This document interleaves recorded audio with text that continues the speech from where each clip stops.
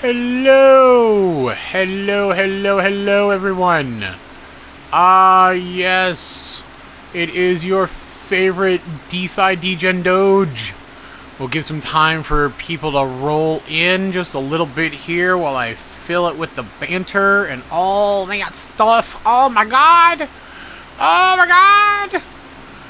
Oh man, it has been quite a weekend. Jeez. Haven't slept yet. Been up like since Friday. Oh man. It has been insane. But we are here to do core. Haha. And that is where we're going to get right into the code. Hello, Google, oh my god, I'm so honored. Of course Google has to have a wrench. Oh my goodness. Just when Google's here, oh my. I mean, they do get to be the arbiters of truth, don't they? To give us all those lovely warnings to make sure that we're aware that, something might be like a little bit offensive or might be like not totally in line with exactly what the politicians want people to say and know, all that stuff. But hey, we're here for core. I'm sure there could be lots of questions, lots of stuff. I'm happy to get to all of that, but let's get through the code first. Let's make sure that we get through the code first, and therefore, hello everyone! Hello, sup? Pardon as I jump right into the audit here. We want to make sure that we can get through this in time while there's still some time left on the LGE. I am planning to get through all of this code, be able to cover it, give you an answer well in advance of the LGE, so if you want to jump in, you can. I can give you the heads up that, yep, looks good. So right off the bat, I can tell you the result of our analysis and testing. Yep, looks good. And so if you want to jump in, go right ahead. I'm just going to run down our report, let you know line by line, like I usually do, exactly how things are working. So I understand there might be a lot of questions. Happy to get to them, but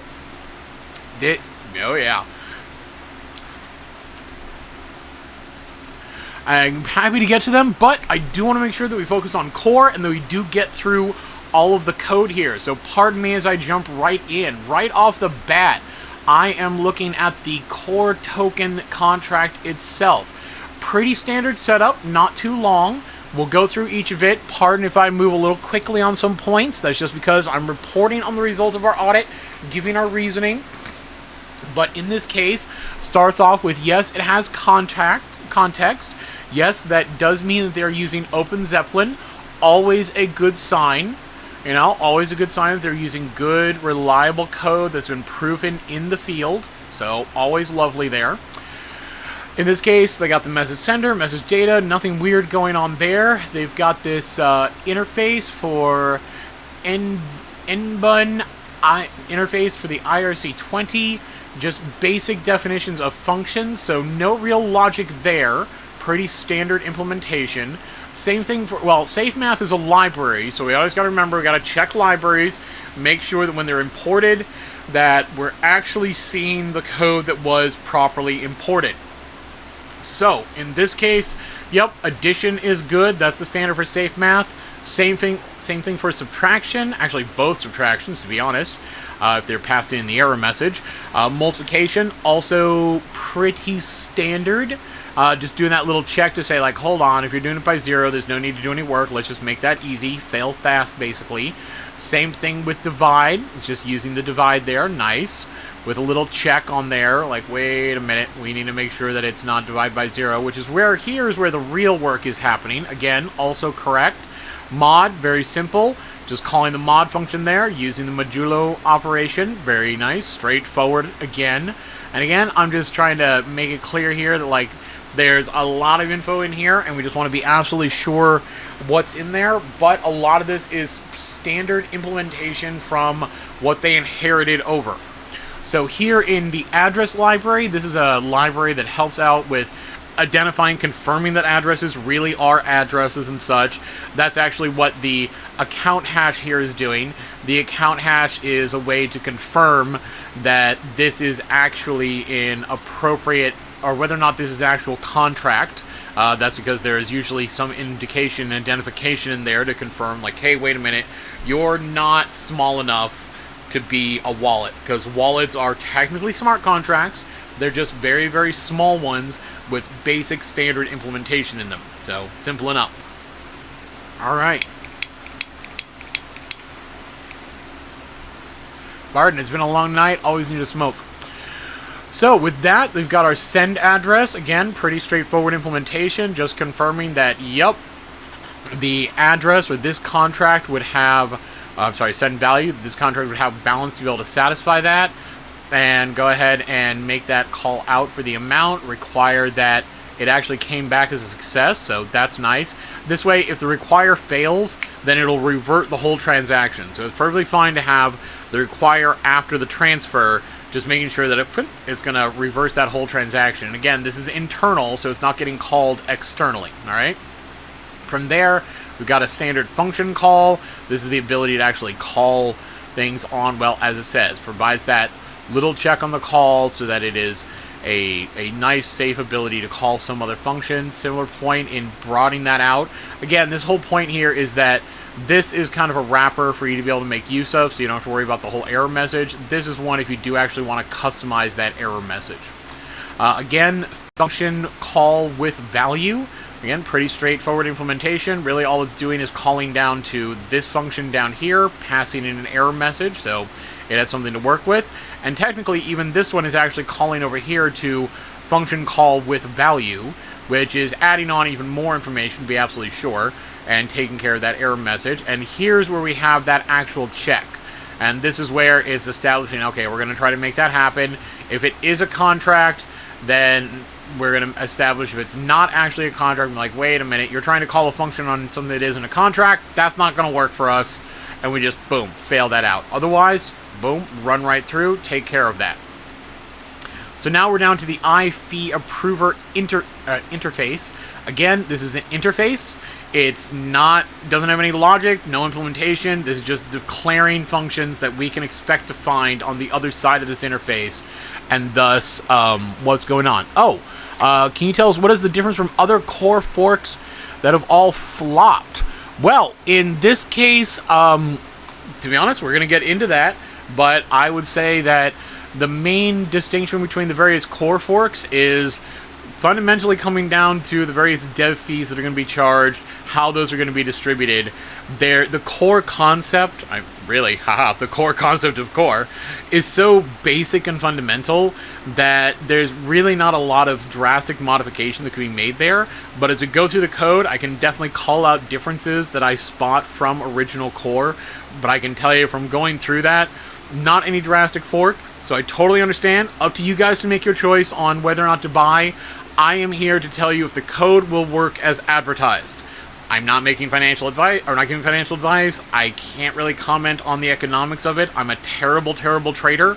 I mostly just do high-level economic theory, if that, really. I just mostly focus on code. So I'll tell you if the code's good. You can make your own choice on whether or not it's sound. But I will point out anything that's a little different. Main point being is, having talked to the team, they're a hell of a lot nicer and seem to manage their community much, much better than some of the other core forks out there. I'm sure we've seen many out there that are just a little difficult to deal with. And they are been very patient, very cooperative, and really just seem to be a great bunch to work with. But I don't audit devs. That's just a personal point. Please don't take that as a comment on the actual, validity of investing. That is entirely for you to decide. I'm just providing info so you can make your own decisions there. So from there, we got another interface, the iCore Vault. Again, pretty straightforward. Nice to see in this case that the only function that's defined for the iCore Vault is the add pending rewards. So long as they're using this iCore Vault interface elsewhere in their code to call that, then that should mean that they're going to be reliably only interacting with the add pending rewards. Pretty straightforward. Alright, so from here, we've again got console. It's got a console address for managing various outputs. In this case, this is just one big giant library to generate log messages and send to console. That's all it does. There's nothing terribly special here. It's just basically taking messages of various lengths in the byte size, which is how big the message is, including that, and sending that through. Pretty straightforward, you know? Not a whole lot of logic in here. It's not doing any sort of transfers. When it says encode with signature, to be absolutely clear, that is just referring to, you know, actually structure this and send it out on, or sorry, structure the signature for the function and send that out.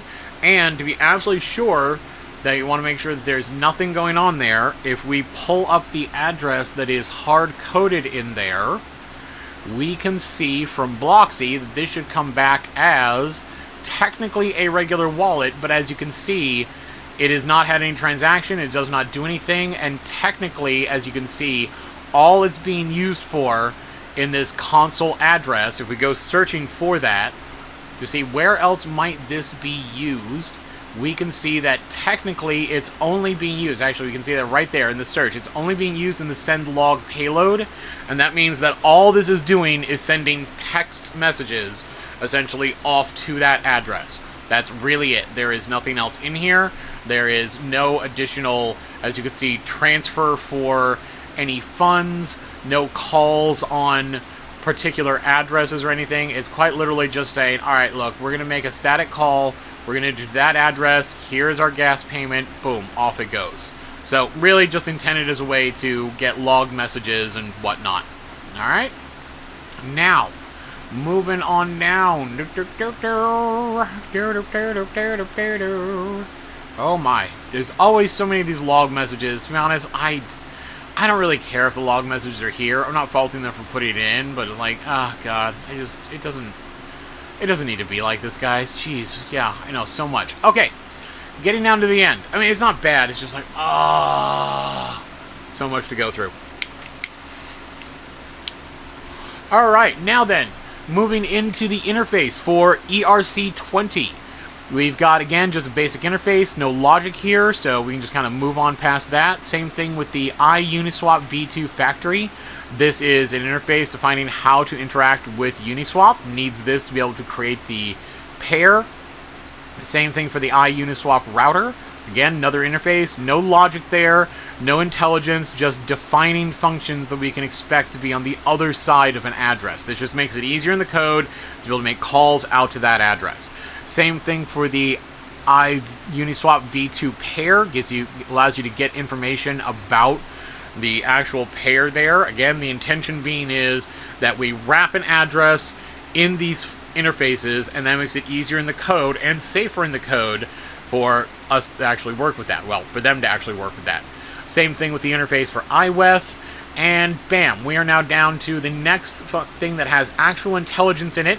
That is the Ownable Contract. Here, I'll try to make that a bit bigger there. Yep, that is the ownable, that is context. It is a contract here. There will be seen down below that they've inherited that. This is intended to keep track of ownership. Very, very common in contracts. And again, very important to remember that, as we say, ownership is not inherently bad. It depends on what access the owner has, alright? If there are no functions where the owner could actually mess with anything, then it's safe. If the owner has the authority to change too much, or can do things like mint their own tokens, they can do things like just, shift around how calculations are being made, then that would be a risk. Don't see that here, but just calling that out is, yep, whenever we see ownable, we want to double check everything that we're going through and confirm exactly what the owner has power to do. Also has the standard renounce ownership and transfer ownership, pretty straightforward. Oh yes, and the only owner modifier that we should see on many of the contracts coming up. Alright. Now we have the actual interface for the NBUN interface for IRC20. In this case, it is inheriting that interface that we saw up above. And this is where we actually have the crux, the main part of core itself. This is where we're finally getting into the logic that is core. So we can see here that it's got a mapping to keep track of balances. Simple enough. It's got a mapping to keep track of allowances. Pretty straightforward, very common. We have the event for Liquidity Addition, so when this thing fires off and manages that, it'll be keeping track, letting us know in the logs, in transaction logs. From there, yes, this is a core fork. Simple enough. You make your own choice on whether or not you want to invest. I am here to comment on if the code is good and sound. So, from here, it's got its standard variable for total supply, the name, the symbol, the number of decimals, the initial supply. Now again, I want to remind everyone that in our initial supply, because we don't have floating point numbers, and because we can go out to 18 decimal points, most projects just use the full 18 decimal points. It gives us plenty of room to be deflationary in case things burn and we need to whittle that down. Not that they have that in here, just making that clear.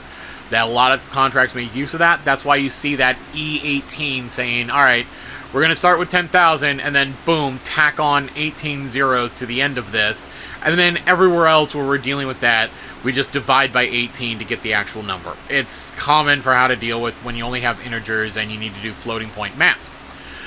So for initial setup, here we go. It has hard-coded in the initial setup. The name is core. The symbol is core. The 18 decimal points is there. It mints the supply to this contract address. So that's not going off to devs. That's not going to anyone else. It is in this contract address, ready to go. Also has the addresses here. Now, mind you, it has the contract start time. That's why we got a countdown timer. And I got that timer up here. Let me make sure, see if I can make that a little bigger here. There we go. Got that timer here. We got about 2 hours before it's over. So again, you make your own choice. To be very clear, I can tell you ahead of time, audit looks good, audit passed. I'm just giving the report right here. You can make your choice on whether or not you like to invest, buy into this. I just want to make clear, like, bam, there's the timer so you can see that and keep at addition. Oh, cool. Then, perfect. I see we have a nice core representative in here. Thank you very much for joining us. I appreciate you coming in, helping out, making sure you can answer questions about your project. That is helpful. Make sure that I don't get anything wrong. So it looks like Andrej is actually representing core here, and so that way, if you got any direct questions on the project, want to get any distinctions while I'm going through the code, please feel free to ask them. I'm sure they will be happy to clarify things. So, from here, we've got in here a call to the Uniswap v2 router. It's using the interface to set that up and wrapping that in address, so that's nice. We do always want to double check hard-coded addresses through, well, any number of tools. You can use Etherscan. I really like Bloxy. Gives me a lot of nice info. And so in here, boom, we can see that, yes, even then, Bloxy already identified this as the Uniswap router version 2. And we can see, yeah, there's plenty of transactions in here. Yeah, this looks like the Uniswap router. I'm familiar with this. I've seen that before. And we can see all the various transactions, everything. So that looks good. Now, on the Uniswap factory, let's confirm that is good. Because again, we are trust but verify. As in, look, I'm happy to take your word on things, but I gotta double check everything. It's just required. So boom, we got another one here, already identified as the Uniswap factory. As we scroll down, we can see, yep, lots of traffic, lots of activity from various tokens here for actually managing that. So bam, we definitely have the factory there for, well, initializing things, setting stuff up, and kind of generally just talking to Uniswap in a lot of ways. From here, we've got some basic, straightforward view functions. They're just returning information about this. So we can actually get information, the name, the symbol, the decimals, the total supply. They don't change anything. In here, for getting the balance of, again, this is a lookup function. This is a view. It's not changing any data, so that's perfectly fine. In this case, when it's saying owner, to be clear, that is just the name of the variable being used inside this function, okay? It is not referring to the ownership of the contract. It is just referring to, hey, when data comes in inside this function, we want to refer to it for that this is what we're talking to, okay? So I just want to clarify that reusage of the name here. Nothing relating to the actual ownership, all right? It's got interfaces here, so anytime that this thing is going to be talking to the router, it's going to use this variable name here, anytime that it's talking to the factory, and that's the Uniswap router v2, anytime it's talking to the factory, it's going to use the Uniswap factory. Pretty straightforward.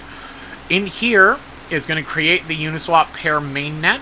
This is a function that is going to be used inside core to actually make sure the pair is created on Uniswap. This is handled up here, as you can see, in the initial setup. Now, I can tell you, coming up, as we'll see down below, where the actual core contract inherits from here, and thus it's using all of this logic. It calls the initial setup inside its constructor. Therefore, bam, it is creating that pair out on Uniswap at the time that it's deployed. That way, that's created, locked up, no one can mess with that. Straightforward enough. Mind you, there aren't any tokens out there yet, so no one could mess with it because you can't create a Uniswap pair until you actually have a token to feed in there. Alright? Now, in this case, we have a general agreement. Yeah, that's there.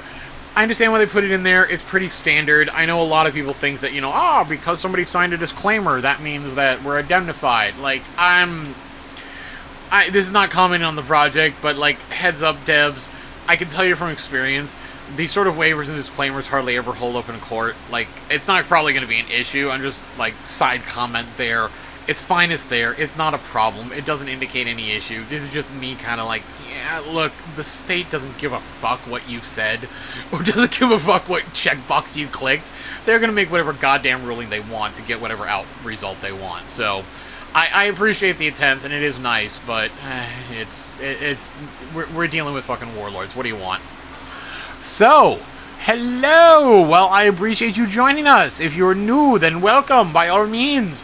Come, join the party, find out if the code works. Again, I don't make comments, I can't give financial advice, I'm not that good of a trader. I can barely even, get through the high-level economic theory, but I can tell you if the code is sound, so bam. Alright, from there, we get the get seconds left in liquidity generation event. As you can see, it has this second calculation here. Just want us to make sure that it's doing this because I want it to make sure that that calculation is being done correctly. And in this case, when it's getting the seconds, it's actually calculating out that whole 2 hours from the total number of seconds left. It's just, boom, doing that math there. From here, and liquidity generation ongoing, that's a check here that's being done to say, look, is it still actually the liquidity generation event? So we see this, we're going to see this a lot in the contract, where it's just constantly doing this check to be like, look, is liquidity actually over? If it is, cool. If not, we need to keep going. Alright? It doesn't show up that often, but useful that they have the check there. Also, useful that they have it encapsulated, that's the term in development, encapsulated in a separate function. That way we can know, alright, whenever we have this logic, we're going to see this function name, and we're just going to keep reusing that again and again and again and again. That way we know it's getting all the same standard implementation. And yep, it's doing this basic check to say, alright, look, add that onto the time, to the 7 days and onward. This is another case where I want to point out that this is why we still need humans involved in this, because this usage of block timestamp, perfectly fine. It's not a source of randomness. It's not affecting anything in any significant way where, the difference of that time or someone playing with that clock as a miner might be a problem. It's more just that, a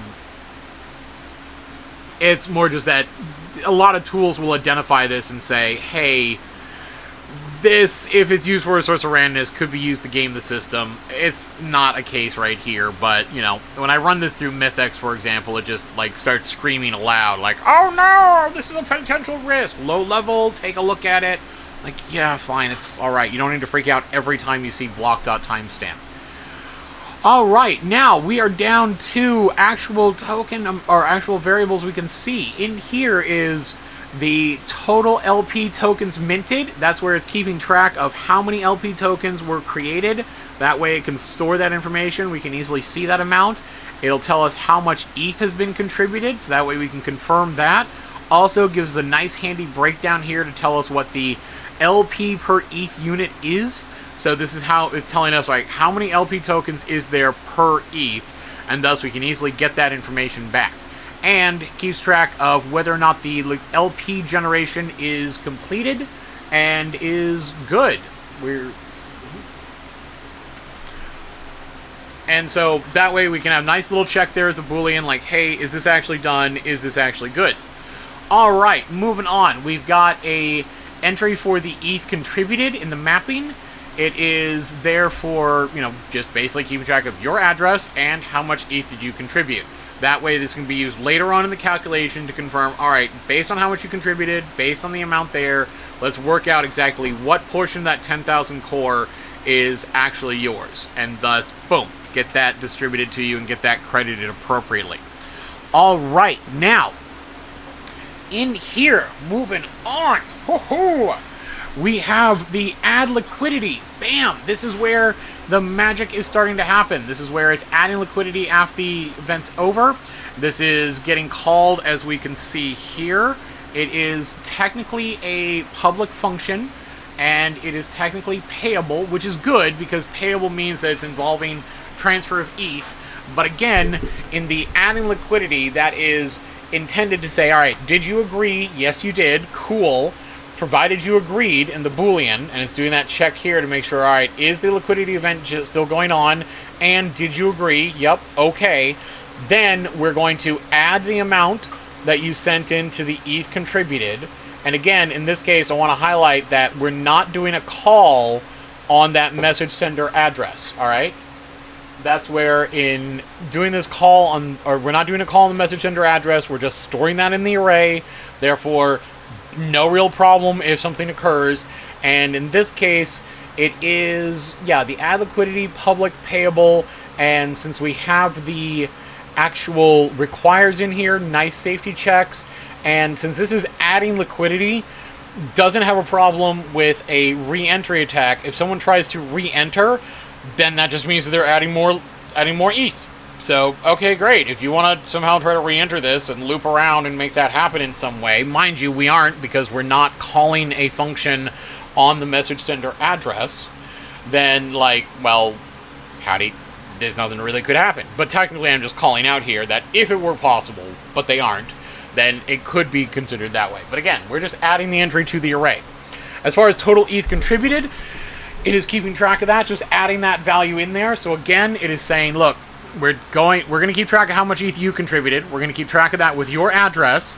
We're going to take whatever amount, that's what that plus equal sign means, says, all right, take what's already in there, and then add in this other value, the message value that somebody's sending in, and make the new entry for this address equal to the sum of those two values, what was already in there and what we're adding on to that, all right?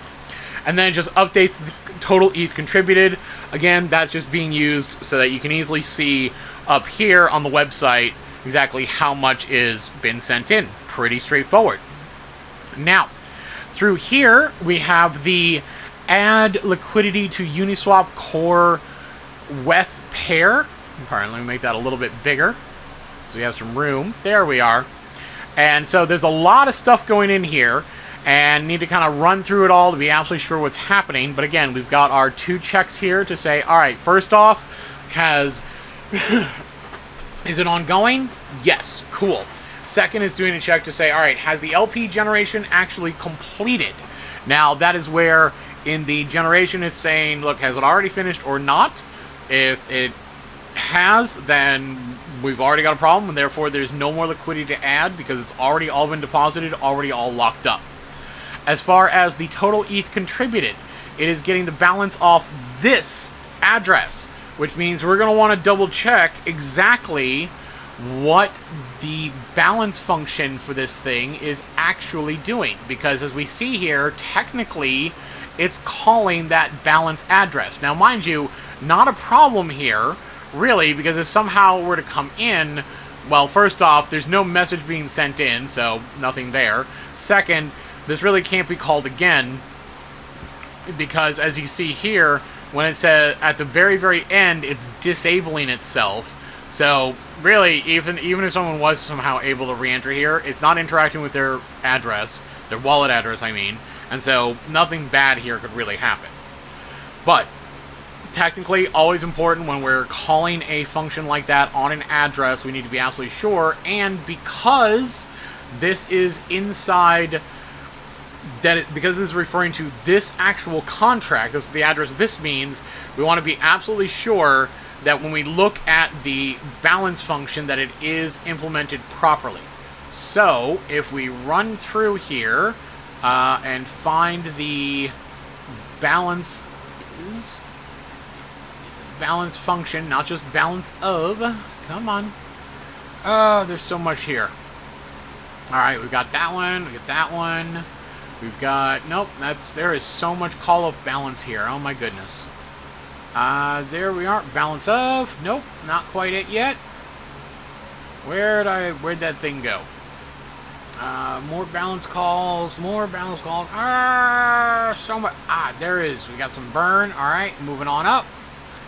And we got some mint. That's perfectly fine. Understand, mint is not inherently bad. We're going to be double checking as we go through to confirm, like, wait a minute, where are you actually using this mint? Okay? And so, as we are moving through, and yep, we got our transfer from, and boom, from there, and pair balance of. Alright, so we can confirm there that it does not have a special implementation here, meaning that it is just going off the default implementation. Good. No override there. No problem from the balance transfer. Mind you, in this case, it wouldn't be a big problem. There wouldn't really be anything that it could do if that were the case. Alright, from here, it's confirming that, yep, it's got the pair in Uniswap that it can actually work with. Logging out the, yep, here is the balance that's being deposited. Go ahead and get the address through the router for WETH. Useful that it's making that call directly rather than using some hard-coded value. That always makes sure that no matter what happens, we're going to be getting the current one, which is useful.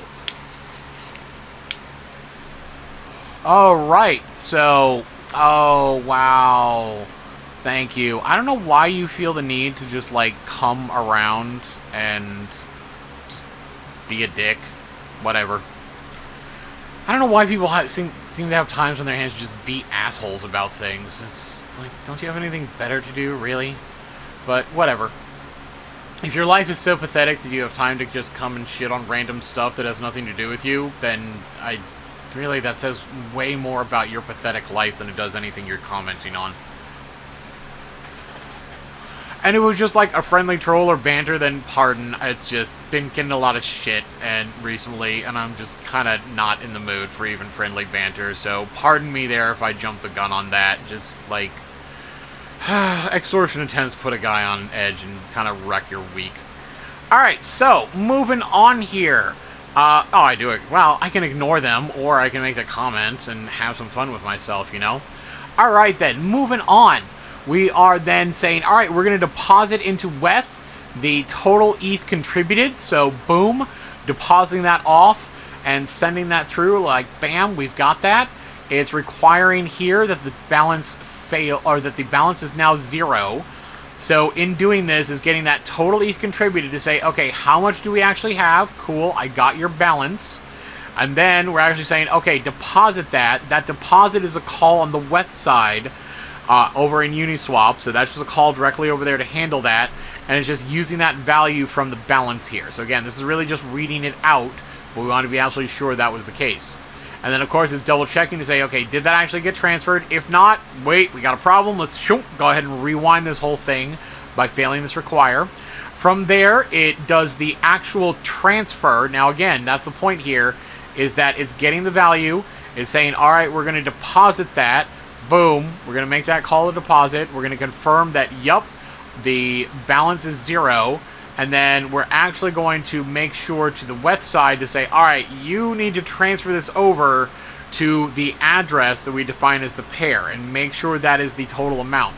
Now, it may seem a little weird where it's like, wait, why can we tell WETH to do that? Well, that's because it can tell where it's coming from, it can tell where it's going to, and thus it can make sure and understand, like, yes, you are actually targeting the right one. Now, in here, keeps track of that transfer, so we get a log message to say, yep, that's been transferred over. And here is keeping track of that balance. So again, in this case, it's keeping track of the balance for the pair.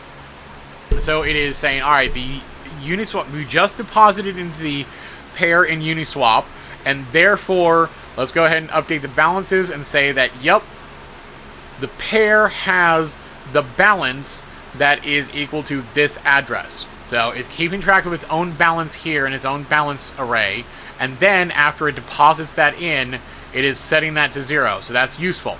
As far as the minting, it goes over to the pair, says, all right, that's great. I need you to actually create the LP tokens for what I just sent in, all right? So go ahead and after transferring over that balance here, or getting that balance and actually working that out, then go ahead and boink, make that call over to say, all right, setting up the balance, assign that to the pair, go ahead and set the address 0 here, meaning this contract will no longer have any core. That will all belong to the pair. And then say, all right, with that in place, now that we've done that, let's go ahead and mint those LP tokens. So that way the contract will be able to get those, be able to manage those. In there, it is then getting the balance of there to say, okay, how many tokens were minted? Let's make sure that's the right amount, all right? And so from here, oh, thank you. And so from here, it is doing that check to be, all right, so let's confirm what the balance of the total minted pair is. Cool, we have that. Logging that message, then going through and requiring, like, all right, let's make sure that we actually got some. So very defensive programming, making absolutely sure that every step along the way did work properly. Upon doing that, it's taking a look at the total tokens minted. Again, remember that multiply, so it's adding on those 18 zeros and then dividing by the total ETH contributed because, well, that's how the number is being kept track of, okay? So, in this case, moving on, logging that message, requiring that the LP ETH per unit is not 0, therefore making sure, like, wait a minute, did we actually finally do all of this correct? We did, great. Then the last thing we can do is establish, yeah, now that we've done everything correctly, we can go ahead and turn off the LP generation and say, yep, that has been completed. Now when I say turn off and it's turning to true, that's because everywhere else is confirming, hey, did we do this? It's getting false everywhere. And so from there, it is, boom, picking up and establishing, like, yep, we already did that, so we should never be able to call this again. That's why it's checking up here to say that it equals false, because it was set to false at the beginning. Now, in the claim LP tokens, oh my! What is it doing here? Well, in here, this is how you are going to get your LP tokens so that you can actually work with them if you want to. It is taking a look at the ETH contributed for your address and making sure that you actually have some, that you actually contributed Ethereum. If not, it'll just fail this and revert it back. It's then getting that reference to the pair, actually checking the, all right, how much ETH did you actually contribute? And let's work out what that is based on the LP in there. So that way we can do that calculation to say, all right, you did send in this amount of ETH, that's fine, but we need to calculate out how that relates to the underlying pair and then be able to figure out how many pair tokens to give you. So boom, there you go. Then it goes ahead and does that transfer of the pair, sends it over to your address, then sets the ETH contributed to 0 because we're done. We don't need to keep track of that anymore. You've already got your tokens. We're good. We can move on. And then goes ahead and logs that LP claim to establish, like, yep, you got your LP tokens. Boom. Off to the races. All right?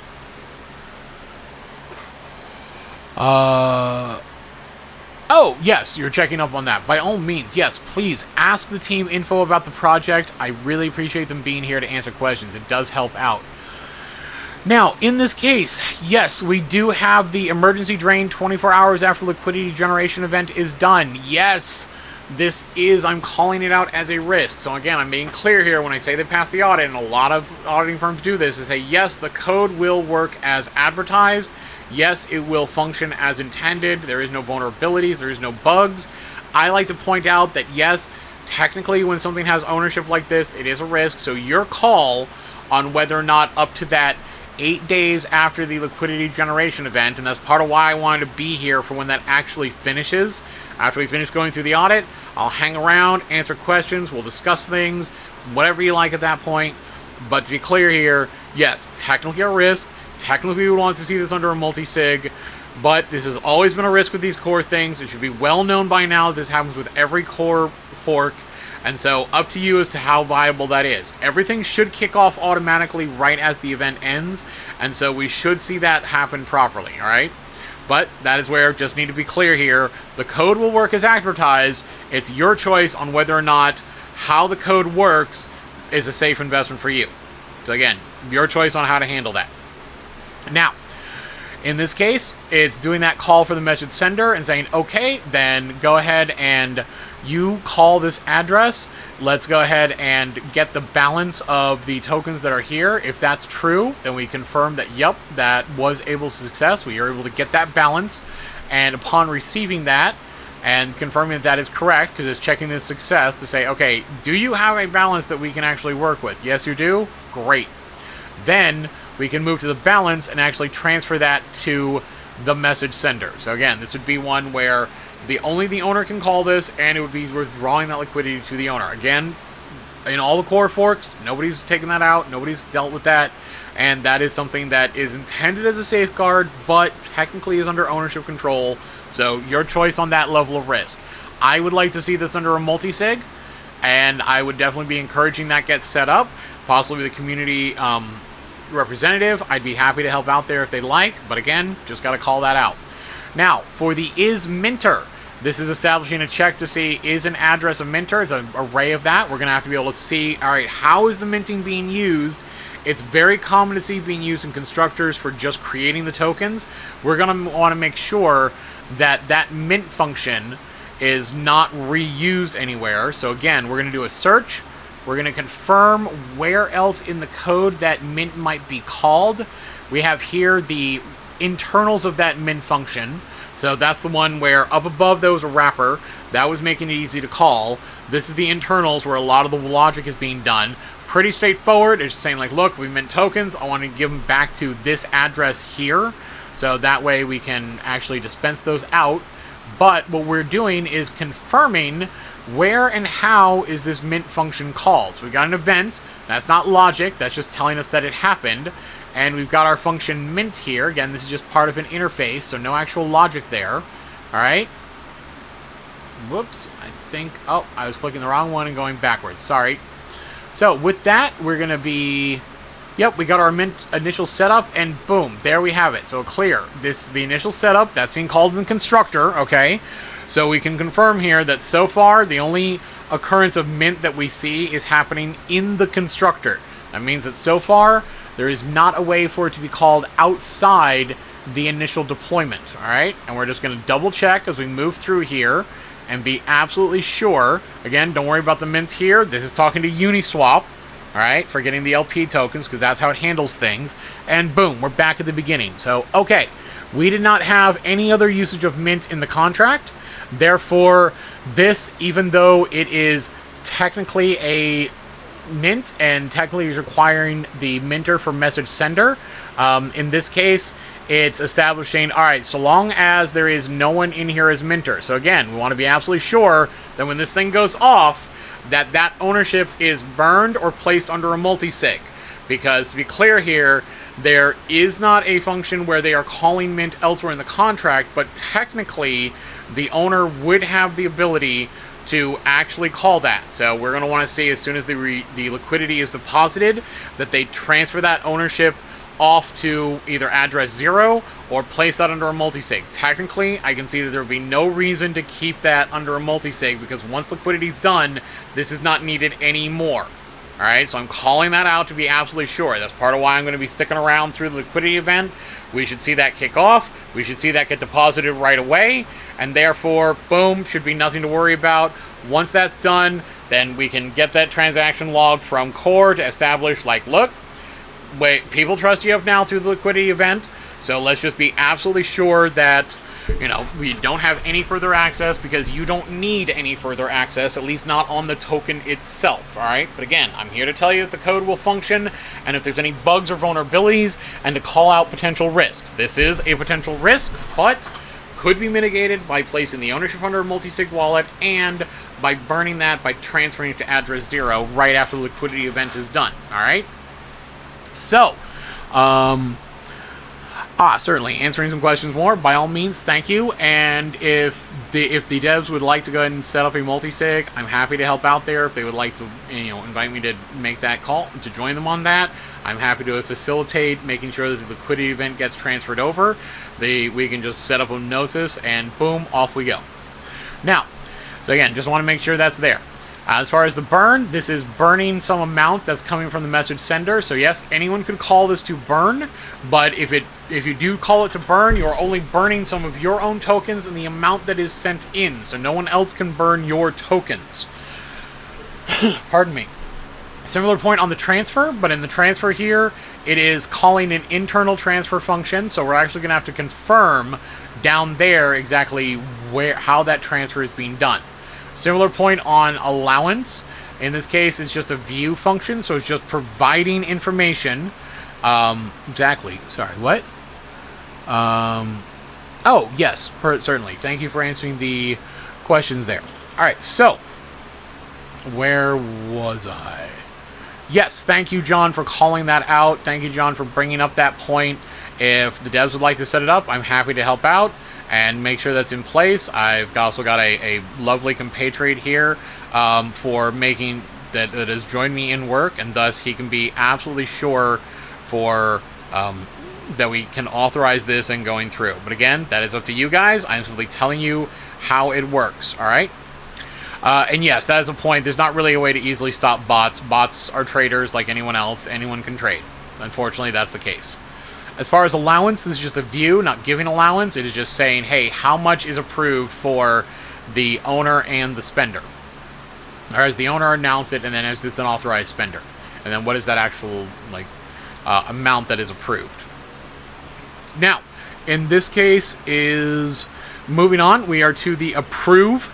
In the approve here, we have the, yep, there we are. This is the ability to add on somebody to be approved to spend your tokens. Pretty standard in the structure. You're all used to being able to click that approve button, and that's where you have the option of passing in how much you're approving them for. In this case, it's reusing that and saying, look, you can only approve your own tokens for someone else. You can't approve somebody else's tokens to spend somebody else's tokens. As far as transfer from, this is kind of the other way around. In this case, it is sending the sender, the recipient, and in here, it's confirming that, yes, we are approving, we're making sure what the sender is, we're making sure what the message sender is, and then we're actually defining and confirming that allowance to be absolutely sure, like, yes, do you have enough to actually transfer over? If so, then great, we're going to pass that through. All right, well, thank you. I'm glad you're thinking this is useful information. Now, in here, for increased allowance, pretty standard, lets you increase the number of allowance. And so, yep, so increasing that allowance.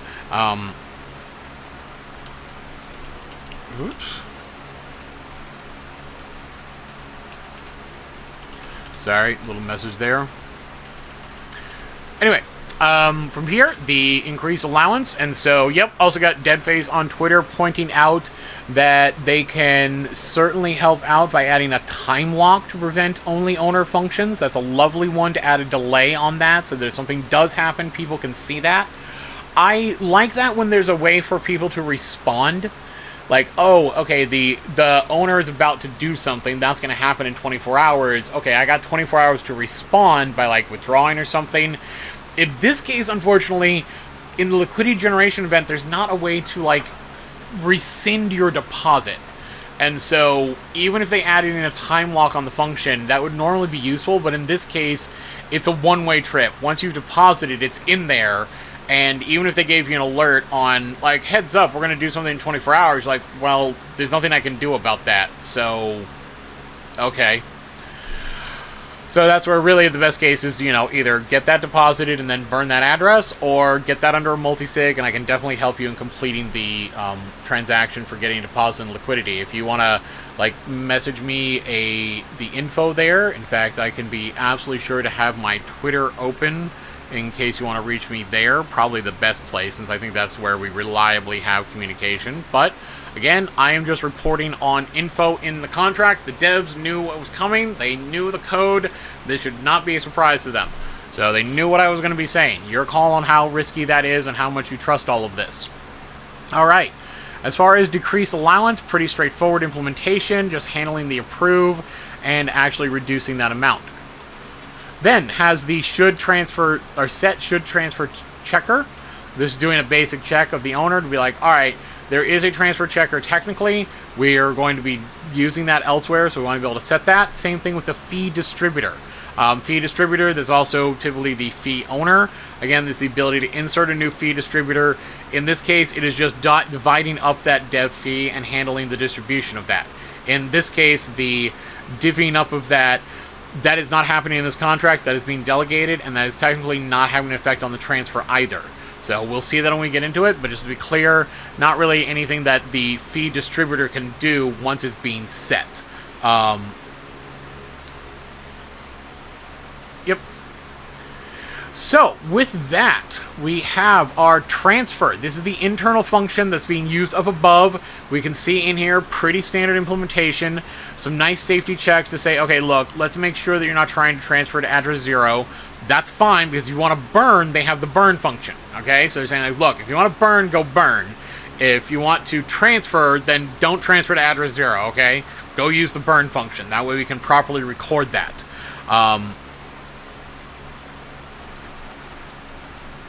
Yep. So that is where, from here, we are doing the before token transfer. That's something that's going to get executed before the transfer happens. We'll take a look at that in a second to be absolutely sure what's happening in there. That's typically where some portion of the fee is being calculated and some handle is being taken care of. In this particular case, they're actually doing that down below, where they're confirming after making, going and executing that before, going ahead and handling the balances, where they're like, all right, the sender, let's go ahead and take the sender's balance of core away. Let's go ahead and confirm over here. All right, let's see what the fee is actually going to be. And so it's doing that by sending in the sender, the recipient, and the amount. So we're going to want to keep an eye on what is happening in there, because it's passing through the addresses. All right, so that is important there. Since it's getting the addresses, we want to make sure what it's doing, and we will be getting to that. From there, it then says, okay, look, let's make sure that there is an actual calculation that came through properly here. In this case, it has a silly message, math broke, does gravity still work? It's more of like a super, super defensive measure here to say, look, we can't predict everything that may be possible in the future, so we're just going to double check like every little thing here and be positive, like, all right, did things go right, or did like something really weird happen that we couldn't have predicted earlier? All right, so, oh, what IDE am I using? This is Remix, remix.ethereum.org. Has some nice plugins for working with Ethereum. Personally, I'm not thrilled about working through a website, but whatever. It's decent enough. And technically, you could download it, run it locally if you really wanted to. Now, from here, moving into the actual what's happening with the transfer, it's establishing, okay, we're going to need to figure out what the fee distributor amount is. So what are we collecting on that fee? How is that being distributed? Straightforward. And we need to actually figure out, like, all right, first off, the fee distributor address can't be 0, because we're not burning things here. If we want to handle that, then we can point that over in the fee distributor, set that up to handle that actually burn. And again, making that point here of saying, like, look, if you want to burn, go call the burn function, okay? That's what it's for. Everything else is for transferring funds around to fees, to devs, to other users, whatever. So, doing a check here, so saying, all right, let's go ahead and for the fee distributor, go ahead and set that balance here, transfer in that amount. So again, this is not based entirely on any balance you're doing here. It's doing that calculation to say, all right, we're going to do your transfer, and doing your transfer, and by taking it away from the sender at the beginning and keeping track of that, we're then going to move through, excuse me, and we're going to actually set up the recipient. We're going to add that in. After that, we're going to move on to calculating the fee. So as you see, it calculated the fee right after it took it away, and then it went ahead and added that in. So again, no problem with the reentry. If something weird were to happen, like here, where it's doing this, the recipient.add, well, in this case, technically the .add is referring to the value that's inside balance, and so it's adding on that amount, all right? Now, here, when it comes to the balances, it is referring, or like I said, it's adding that in and giving that to the fee distributor. So boom, it's adding it on. Technically could have tried to just do a plus minus, but always good to have them pull that from the array to confirm, all right, let's actually get the balance here and let's actually add that in. So a little safer in the implementation here. Now, in the transfer and the fee distributor, again, just double checking, like, look, let's be absolutely sure that technically this isn't address 0. Again, you're supposed to go use burn, and then making a call on the iCore vault to say, okay, iCore vault, go ahead and add the pending rewards for the fee distributor. And again, fee distributor, that's the fee approver, that is another address that is going to be handling that work. We have the mint function, saw that earlier, no weirdness happening here, it's just go ahead and doing the before token transfer, it's setting that total supply, and then after setting the total supply is adding to the balance for this account. And we saw up earlier that where that was being called in the initial setup, it was setting the address to this contract, straightforward.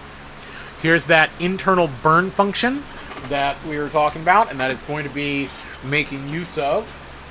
Where did I put my water? Alright, I don't know where I put my water, but moving on. For setting that up with the burn address, again, straightforward. That's where it's straight up. It's just taking it away from your balance and then going ahead and reducing that from the total supply. So in doing that and before the token transfer, it's just saying, like, look, we're going to send it off to address 0, and then boom, it takes it out of supply. Straightforward. As far as approve, we saw that up earlier in that usage there in the wrapper. In this case, it is just setting the allowance. Straightforward, simple enough to set. Alright, you are saying, yep, you, and when it's using owner here, is referring to this variable up here, and thus is saying, alright, when we are approving up above, when we saw how that is actually going to be passing in the message sender, then we say, alright, yes, you have approved this spender for that amount. Great, we have that recorded. For setup decimals, again, internal, we saw that up earlier, not something that we can call from outside. That's an important point here. When you see these internal functions, just remember that they can't be called from outside. So you and the devs, nobody else can call this. They're going to have to call that wrapper function. That's why whenever we find one of those wrapper functions, that's what it's called when you have another function that calls a function like this internally, really for the purpose of just doing some basic work on top of that. That's usually called a wrapper function. Usually also when it's done to change the visibility, to make that available to the outside world. Alright, from here, we have the before token transfer. This is, again, very basic. As you can see, technically no logic here. So, yep, it's passing through, but it's not actually doing anything at the moment.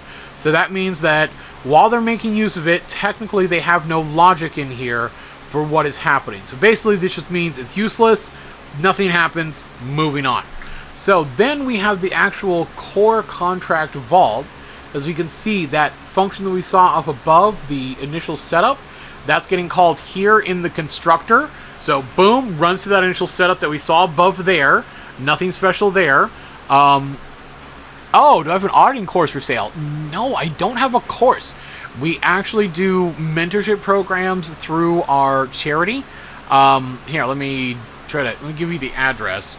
It's a general address. We're going to be organizing this a bit, but if you can complete the Crypto Zombie site game first, partly because we just don't have the resources right now to handle anything for people that just don't know how to code at all. If you know how to code, then great. We can bring you in. We're going to have you first work on actual code projects, real-world stuff that needs to get done for either ourselves or other projects that are coming through, grants that are being offered. We're working on all of that, and thus gives you some real-world experience. Make sure that's in there. As far as, is this rug proof? It's a core clone. I don't know what else to tell you. But if you're just memeing, alright, fine. Sorry, I'm just tired and been a little frazzled from all kinds of stuff going on. From here, we've got our checks of various checkpoints on, well, being able to keep track of information of what has happened at various points. We'll get into the usage of that, the number of checkpoints to keep track of that, the domain hash. In this case, it's just confirming that, yes, something is within the EIP 721. If you're ever wondering what these are, this is the Ethereum Improvement Proposal. Gets a number for that and confirms that, like, look, is the thing that I'm actually talking to accurate? And the delegation hash saying, alright, look, the thing that I need to talk to, is that actually correct? You know, does it actually match up? And thus be able to get that type hash to say, am I really talking to the right thing over there? Alright? Now, Keeping track of nonces, so it can keep track of those votes and say, like, alright, as we come through, we're keeping track of the nonces for the various addresses. Thus if someone needs to send in information or validity, then it's going to be able to use that for validating the various signatures that it might need to deal with. So, pretty straightforward there. Now, when it comes to delegates, again, only to be able to see the delegates for an address to say, alright, if there is going to be voting, if there is going to be governance, then here's a way for that to happen within the token itself. But again, that is up to the devs to decide. I don't want to speak for them on whatever intention or anything is. Oh, fantastic. If you already know coding, you've already been doing it for 25 years, beautiful. If you already know Solidity, then, funnily enough, you can jump right into the Crypto Zombies game, the Solidity version. That'll just teach you a little bit of the language there. If you're already familiar enough with Solidity and you feel like you could just jump right in, by all means, email us, get us your contact information. We'll just put you on some tasks. It might be simple, basic stuff to start with, just to confirm, like, yep, you do actually know Solidity, and thus we're not going to be, like, wasting a bunch of time there. No offense to you, just we get a lot of requests. We need to make sure that people actually know what they're doing, but we'll totally get you right in on coding right off the bat, alright? When am I launching a unique coin that goes with value? I don't tend to launch coins. I haven't launched one. I am working with a community that has requested that I help them build something to replace Orb. That is likely to be chains, but they are making a lot of decisions on how that's going to be managed. I just had my proposals, and then there will be the audit DAO funding platform, but we're not here to talk about that. We can get to that after we go through the audit, alright? I'm happy to do all that. I will totally get to those. So, here, having delegates, again, no real work is being done. It's just a view function, just getting information. So, I thank you. The constant same questions. I understand the memes, but I'm just going to ignore the chat right now and just kind of, like, get through the audit. Pardon there. If it's the memeing, it's funny. If it's something else, I don't give a shit. So, for the delegates, it is being able to delegate an address, so if you do need to delegate your votes or something, you can. Delegate by SIG. This is where if you really need to handle that signature, this would mostly be coming up on integration with various other contracts, like if you were trying to manage things through Gnosis or something similar. This gives a way to actually handle that delegation by passing in your signature for authorizing the transaction, rather than having the request come directly from you. Same end result. Annoying part is that because of how dealing with signatures works and all that, has to go through all this annoying work here to actually confirm that what it's dealing with. Alright? Get the current votes. Straightforward, just keeping track of the votes, telling you exactly, or should they going into the arrays to keep track of the votes, and providing you that information on, alright, how many checkpoints have there been? Cool. Let's go ahead and keep track of the votes there. Prior votes, again, not touching balance, not making changes. We can see basic implementations. Where it's like, alright, where are we in the process of the voting? Okay, let me go ahead and get information for, what the checkpoints are, what votes have been cast by that address up until now. Well,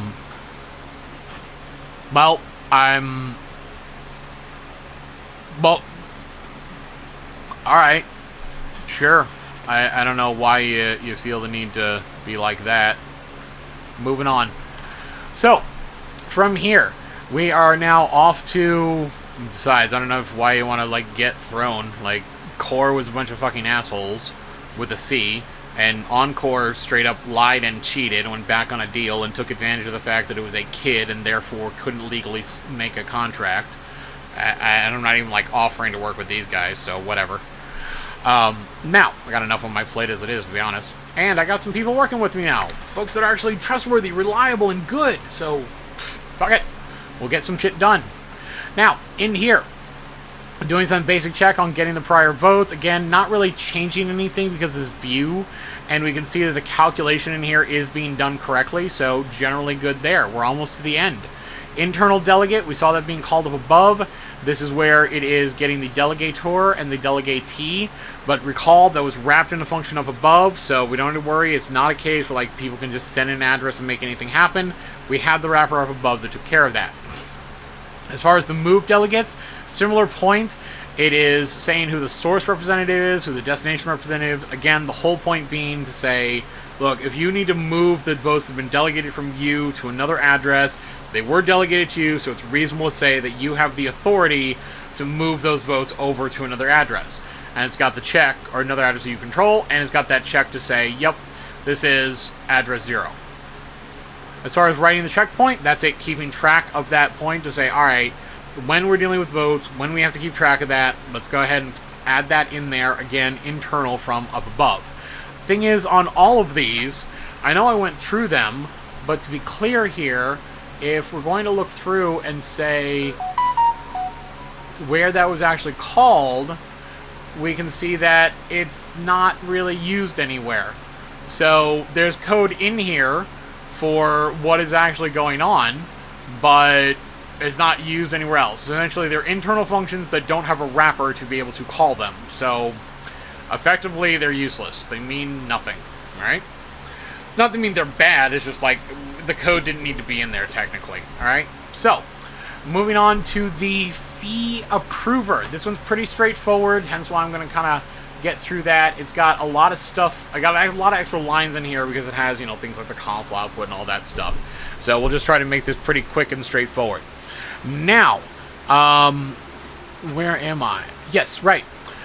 We are going through confirming that it's initialized, whether it's initializing, got the initializer, and in there it's double checking to say, alright, look, first off, is the initializer, has this been initialized yet? Alright, cool.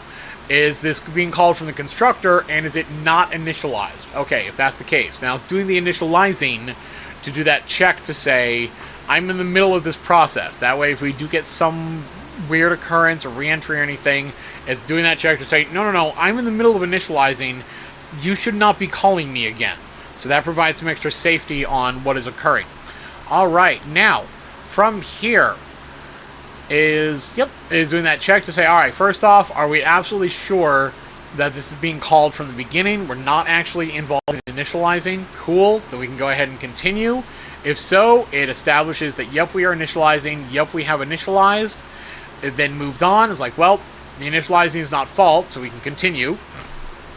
And then from here is, yep, we're going through the, this is the excuse me, the modifier that is doing that check.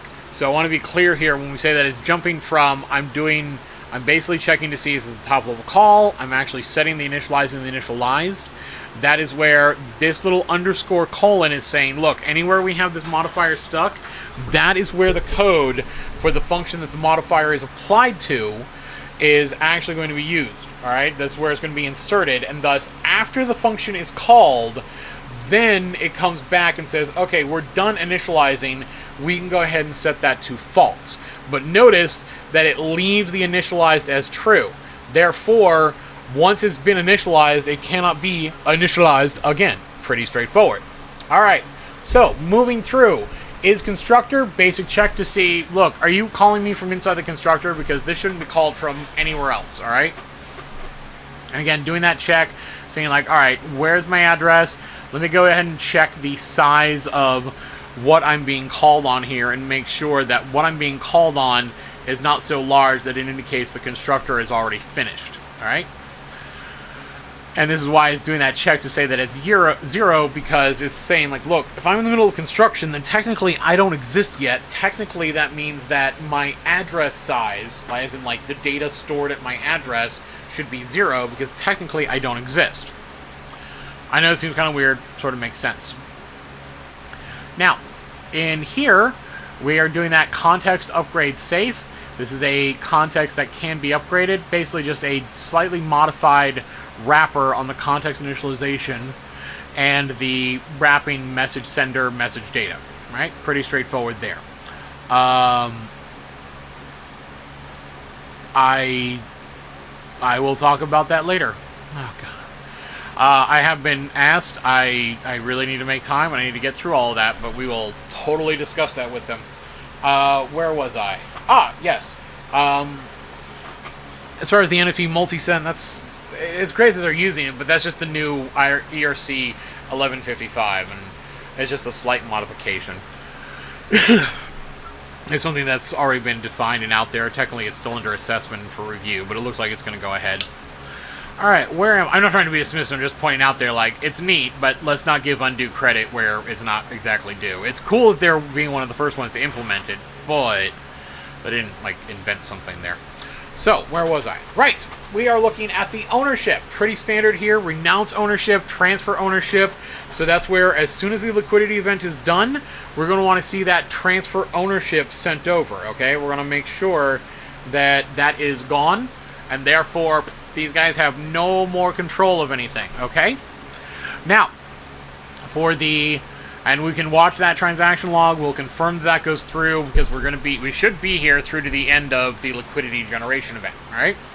Now, again, pardon if I kind of move along past this because we've seen a lot of that, and it's gotten used to seeing it. I'm just here to report on the audit. This is safe math. Again, just a library that makes it easier to do math. It has some safety checks in there to make sure things don't go entirely wrong. So perfectly standard implementation. Interface for ERC20. Again, no logic here.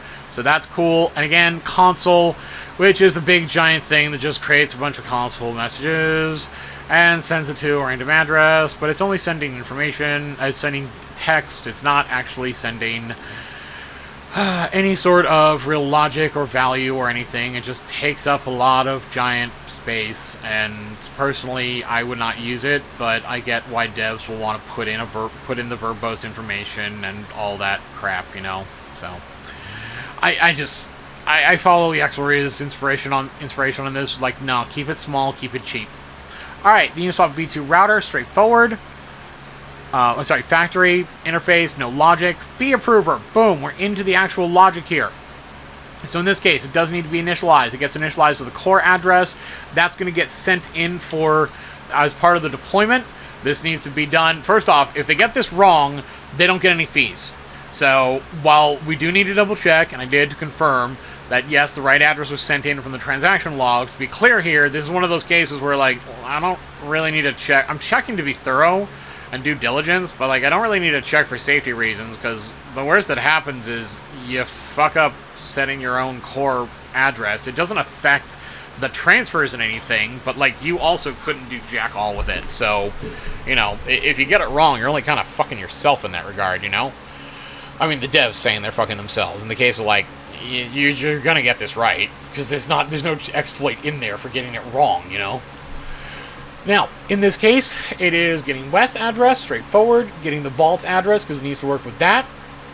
It is initializing and saying, like, okay, it is upgradable safe, we're going to initialize this, we're going to set the various addresses appropriately. We can, again, of course, assume that from the hard-coded value here, generally, again, want to be absolutely sure.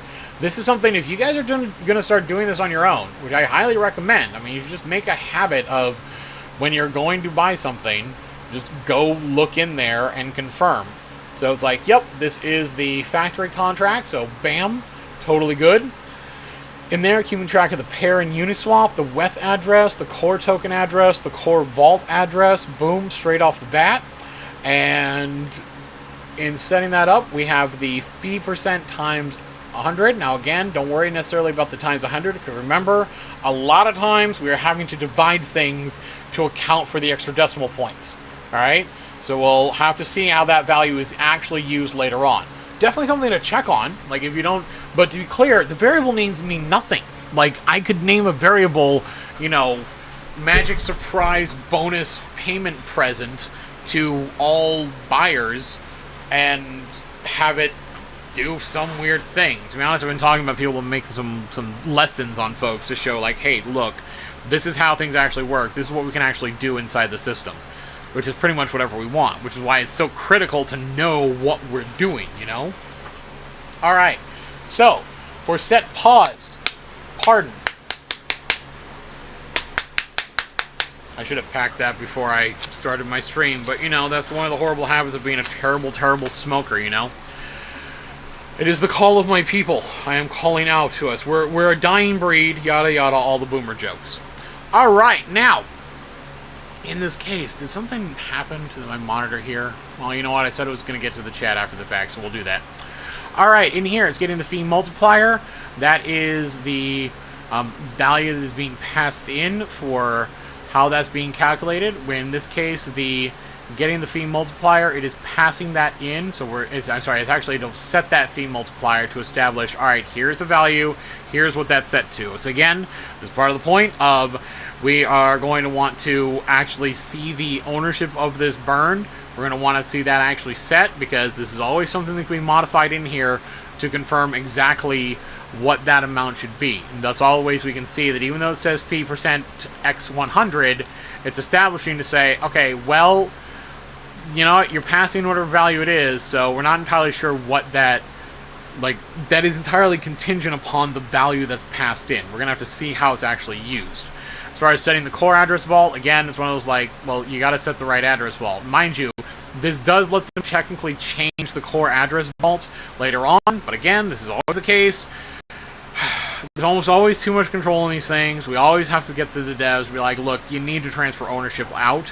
And I'm going to point out here that, like, this is the main reason, as much as I've been getting requests to keep auditing projects that are already out, it's really getting to the point where I'm going to have to put my foot down and say, like, no, I can't audit any projects that are out, because once they're out there, once trading has already happened, it's kind of too late to give a security assessment, you know? Like, people have already bought in. Stuff is already happening. If I say something's bad, what's going to happen there? Like, in this case, if I try to, like, oh my god, because they can change the core vault address, there's a horrible, huge risk. Okay, then what? Like, nobody can do anything until the liquidity event's over, and then we got to entrust the dev to move on over. So this kind of puts me in an awkward position here to say, like, look, I'm not thrilled this is in the design. I don't like it. I would have much preferred that this was all managed well in advance and was handled in some other way, and I would much prefer to work with devs as their projects are coming through to help them make sure that everything is valid, everything is copacetic, and that we're actually auditing things and getting that chain of custody out there. By the time it's out, I can't do anything other than say, well, you know what? Here's the info. Your call on whether or not you bought in was a good idea. I guess should have confirmed the audit before buying in. So, you know, I'm just pointing out here that technically they can change the core vault address. We'll have to see what that actually comes to. So again, that's the point. Not positive these are bad, but just making the case here that technically the owner can change them. So technically we're going to need to make sure exactly how that's being applied as we come up. So let's do that. As far as sync, this is not really changing any value. All it's doing is keeping track of the number of LP tokens. So it's just doing that check to say, okay, what is your total supply? Cool, let me keep track of that total supply. As far as calculate amounts after fee, now this is a public one. This is what's going to be called from outside by other transfers. In fact, as we saw in the core contract, if we go look over there and do a search, then we can see, boom, there is the interface. Sure, that's the case, but right here, see, they're doing that calculation over there. So this is happening, if you recall, inside that transfer function, and part of what it's doing is making that call over there, and it's doing that after it deducts the amount from the sender, right? And when it calls that over, it's passing in the sender address, the recipient, and the amount, all right? So we'll want to keep track of that. Be clear. And then after that's done, it's actually adding the amount to the recipient's address. All right. So to be clear here, what is happening when they make that call is that they're confirming, like, all right, first off, is the fee approver paused? Simple enough. That would cause this one to fail out, but if it is, then, you know, just give that error, like, all right, the fee approver is paused, and the rest of the transfer function should kind of continue on. From here, doing that check to say, all right, what is this total supply? So yes, it has a sync up here, but to be clear, every time it's doing that transfer, it's just double checking. It's like, look, there might have been an adjustment. I don't know, something could have happened. Let me double check exactly how many tokens are there. In these cases, it's confirming that if the sender, the thing sending the tokens out, is the Uniswap token pair, then it's establishing to, like, all right, first off, let me make sure that you actually have enough supply tokens to actually make that transfer. If that's true, then great, we can continue on. If not, we want to fail this out and not have any of this happen. Second, it's saying that if the sender is the core address vault or the Uniswap pair, then it says, look, we're not going to send with a fee. We're going to set the fee distributor amount to 0, and we're going to set the transfer to amount to 0. I'm sorry, to the amount that was sent in. There's no deduction from there, and boom, off it can go. And that's where we can see from how that runs through and the use of that amount. It's doing that calculation further on. So in this case, for the transfer in, if that is the case, so again, if it's not the core address vault and it's not the Uniswap pair, then it's going to charge the normal transfer. And in this case, it is going to be doing that check. And see here, that's where it's doing times 100 and divide 1,000. So it's taking, but now it says times 100, but to be clear, it's whatever value they send in divided by 1,000. So they're taking the amount that is being transferred, they're multiplying that by whatever the fee percent gets set to, and then they're dividing it. And so the intention here is, if everything's set correctly, it looks like, they're trying to get that case where they're basically just moving the decimal point over to account for that. But again, to be absolutely clear on what's happening here, it's technically whatever value they sent in. So double check what that fee is, keep an eye on that so you know exactly what that is, or just look for the transaction that burns the key. Simple enough. But that would be the renounce ownership function, alright? And then after transferring that, it goes ahead and again sets the total supply token. So make sure exactly that it is keeping track of exactly how many are there. Alright, so we covered core, we covered the fee approver, and now we are into the vault itself. So here we've got, again, a bunch of interfaces, no intelligence. I can just kind of breeze right past that. Pardon if I breeze right past safe math. It's just common to look at. Standard implementation. Yep, standard, standard, standard, standard. Yep, also standard, standard, standard. All right, moving on. All right, is contract. Again, doing that basic check. Are you a contract? We saw that earlier. That is the same. Doing the check of send value. This is a safer way to send value. And in this case, it's just doing that basic check like, look, we'll go ahead and do that. We'll make that call and confirm that, yes, this is correct. And again, it is an internal, so it's going to have a wrapper on the outside to actually make that available. Now, moving on. Library for safe ERC20. It's doing that safe transfer. It's doing that call optional return, making that call. Again, this is a standard implementation from the OpenZeppelin library, well-tested, well-proven, and so it's just handling those calls in a slightly safer way, adding in some additional checks to say, all right, we want to make sure you have the right balances, we want to make sure that there's not some error in calling things. Technically, this way is a bit more efficient in some very basic tests, but it's really, I mean, yes, it technically is, but it's not enough. I still tend to like to see the actual usage of the interfaces, but not a requirement, not really a vulnerability here. I just not thrilled about the design, but that's, developers will argue forever and ever about design, so, you know.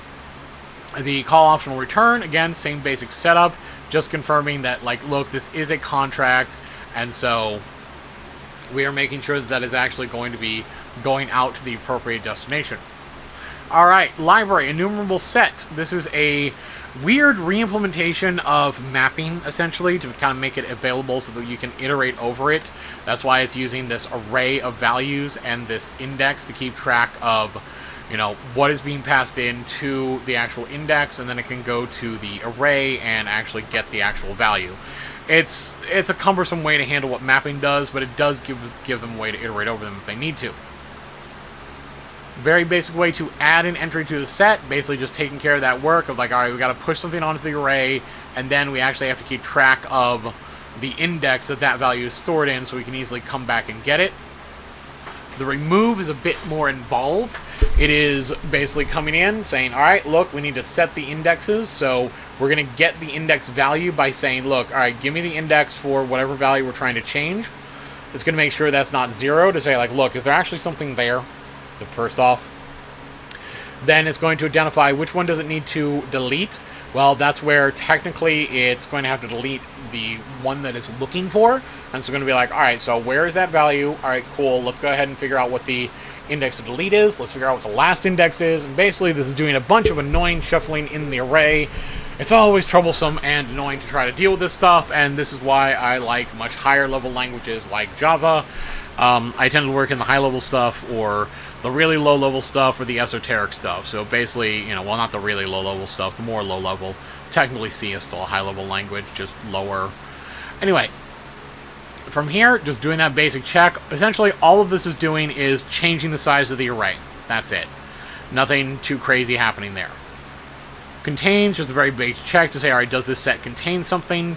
Yes, no. Again, it's just view, so it doesn't change anything. We just want to make sure that, yes, it is actually doing what it says, namely saying, look, am I actually getting the information that you... Are you actually getting the information that you claim to be getting? Yes? Cool. Then we can move on.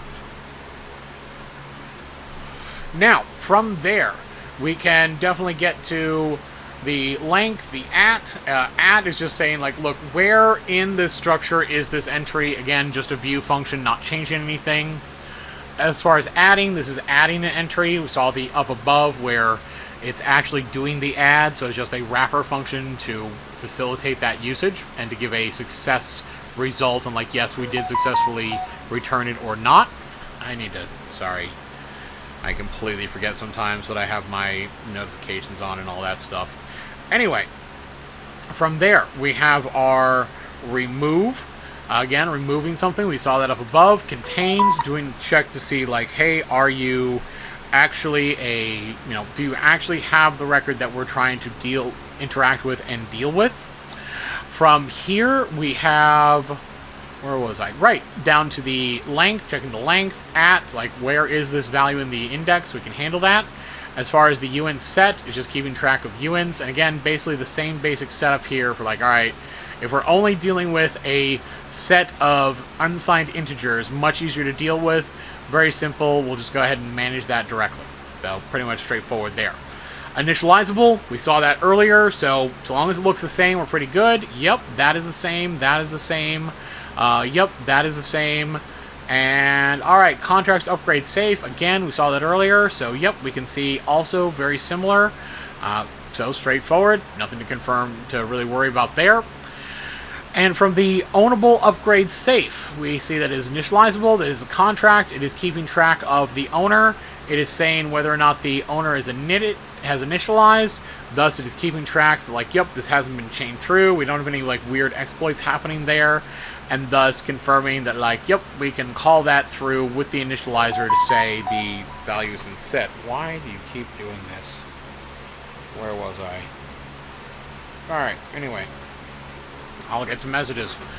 Sorry everyone wants to freak out over me warning people that things are dangerous, but, like, look, if you don't want to have the problem of me telling people, or especially reporting on other people, like CoinGecko, reporting something's a problem, or in an audit like this, like pointing out, like, hey, there's a risk, I'm sorry that nobody approached me about this before the code went out, all I can do is tell you it's a risk, and tell you what we hope to see, like, boom, the liquidity gets taken care of, and that ownership gets transferred over to 0. You know, if that doesn't happen, sorry. Like, this is why I want to work with teams before they get things out, and I'm prioritizing audits for projects that are not yet released. Especially if they can get me code before it's out, like, even better. In fact, at a certain point, I'm going to be telling folks, nope, if you don't come to me before you're out, can't work with you, period. So, from here, we have our owner, only owner, very basic checks, standard implementations, standard stuff for renouncing ownership, transferring ownership. Again, after all of this is done and everything's in place, we're going to want to see that renouncing of ownership. Interface, no logic here, so great, fantastic, don't need to worry too much. And console, oh my god, crazy long. Let me see. Yeah, I'm pretty sure that's something else.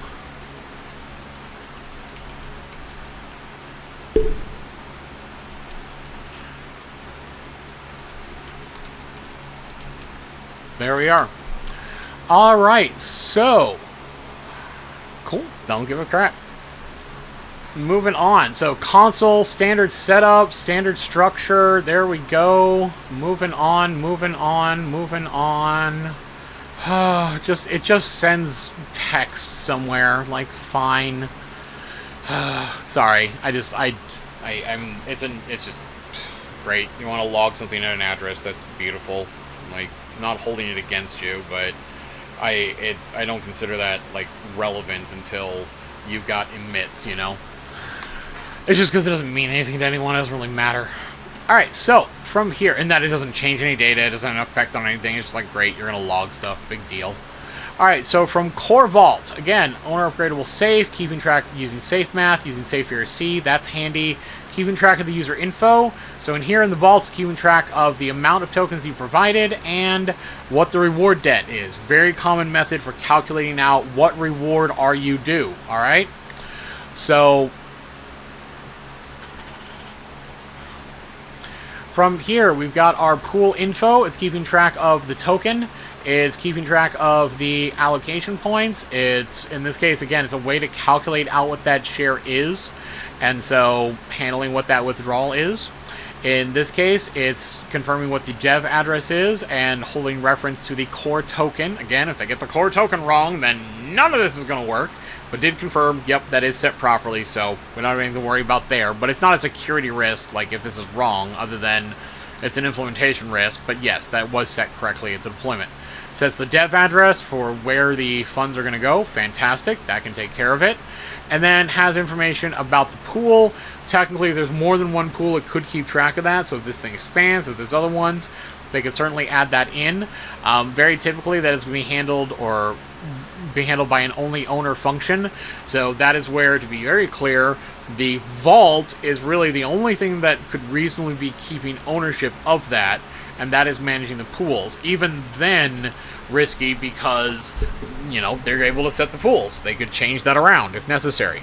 So we'll have to see exactly how they're interacting with that and what sort of control they might have. All right. So from there, mapping for the user info. Again, keeping track of that user info, address. So again, keeping track of those stakes. And again, the total allocation points, the pending rewards, very common to be used. We'll see that coming up here and how that's standardized. All right. So from here, we've got the contract start block. We've got the epoch calculation start block, the cumulative rewards since start, and the rewards in this epoch and epoch. All of that is a way to keep track of time in systems like this. Because we have a hard time keeping track of like actual counting and such, we just pick a start date and say we're going to keep track of the number of seconds since that start date. So that's essentially what's happening there. As far as the block, that is something unique to, you know, blockchain, where it's keeping count of which block number in the sequence is this. As far as calculating out the average fees per share, here, let me make that a little wider so we can see all of that. There we go. And we can see that, all right, it's doing this cumulative since start, so let's see what that does. Add, it's adding in the rewards for this epoch, dividing it by the block number, subtracting the contract start block. So saying, all right, look, this is going to be calculated based on, we're treating the block number, the epoch, we're going to add that on, then divide out based on how many blocks we've had since when this thing started to now. That's just to calculate the average fees since block start. Then in this, and that's just a view where it's just setting that and boom, we're getting that out. So that is one point here, is that in the view, it's setting this one, but it is here where it is returning that. So that's why it doesn't need to have that return function. It's just picking that up there. And in being a view, that means that it really can't change anything while it's running. All right. So from there, average fees for block epoch, again, view only, same thing as doing. And here is doing start new epoch. It is figuring out the start block date. It is adding in that 5,000. It's requiring that, you know, we actually be past and like, look, we can't start a new epoch. It's not time yet. We'll be able to do that in a week. All right. From there, it is keeping track of the epoch rewards. It's saying rewards in this epoch, storing that in the epoch rewards to say, all right, for this period of time, we have now calculated that out and said, this is how much we've awarded over this period of time that we've decided here. All right. From there, we have the epoch rewards. It is doing that calculation, saying, all right, well, we're going to keep track of exactly what that was here. In the cumulative rewards since start, is going to call that and add in the rewards per this epoch. So we're going to need to take a look at exactly what that is. In fact, since we've seen it twice, I want to jump down and confirm exactly what that is here. So what precisely is that doing? Let us see. All right, so we have it here where it is, yep, just taking a reference here and saying, all right, I'm going to take the value that's already there because we're using I just need to make sure it's not anywhere else, because we're using the safe math for UINT 256, then that means that, that means that anywhere where it is actually using that. We have access to this add function. It is using the safe math implementation for that, and therefore makes it safer to add that on. So it's doing that calculation, and then resetting and saying, okay, we have not rewarded any rewards for this epoch. All right, straightforward. Also, then setting to say, all right, we are now starting the epoch now, and we will then iterate on that epoch. Make sure that we're going to set up to the next one. Got the entries for deposit, withdraw, emergency withdrawal, approval. Again, emergency withdrawal, always a bit of a risk on these things. We want to make sure that goes smoothly. So again, they've got to be, we want to make sure that it goes through. They really should have a multi-sig there to help manage that. That's the whole point of what we're trying to set up with Audit now, to help projects as they're coming through early. And so that's where, check the timer. That's where in handling that, it is going to be, well, like I said, and wanting to set up before they have contracts out. That way we can be absolutely sure. We can help them get set up with that multi-sig, make sure that everything's being managed properly, because there are times and places for this, but that's too much trust and control to have under one group that has completely aligned interests. For pool length, just getting information on like how many pools are available. As far as add, this is adding a new token to a pool. Only the owner can call this one. In this case, it is where they're adding the allocation point, the token, the with update, the withdrawable, and essentially going through like, all right, we need to update the pool first. Let's make sure where we are in the pool. All right, then let's go ahead and iterate through and set that pool ID to that token. Now, the way it's doing this is saying, look, I don't entirely know where that is already, so I'm just going to go through here and confirm that you don't already have the token. All right, that whatever you are is not equal to this. That means if they try to add in a pool that for a token that already exists, this will be like, nope, already got that, and thus won't let them continue on. Simple enough. So here, for the total allocation point, it's doing that add to say, all right, how much do we need to allocate out? And then for the, as far as, you know, like what is going to be due through this pool. And then for the pool info, it's pushing it in, and it's pushing in this struct.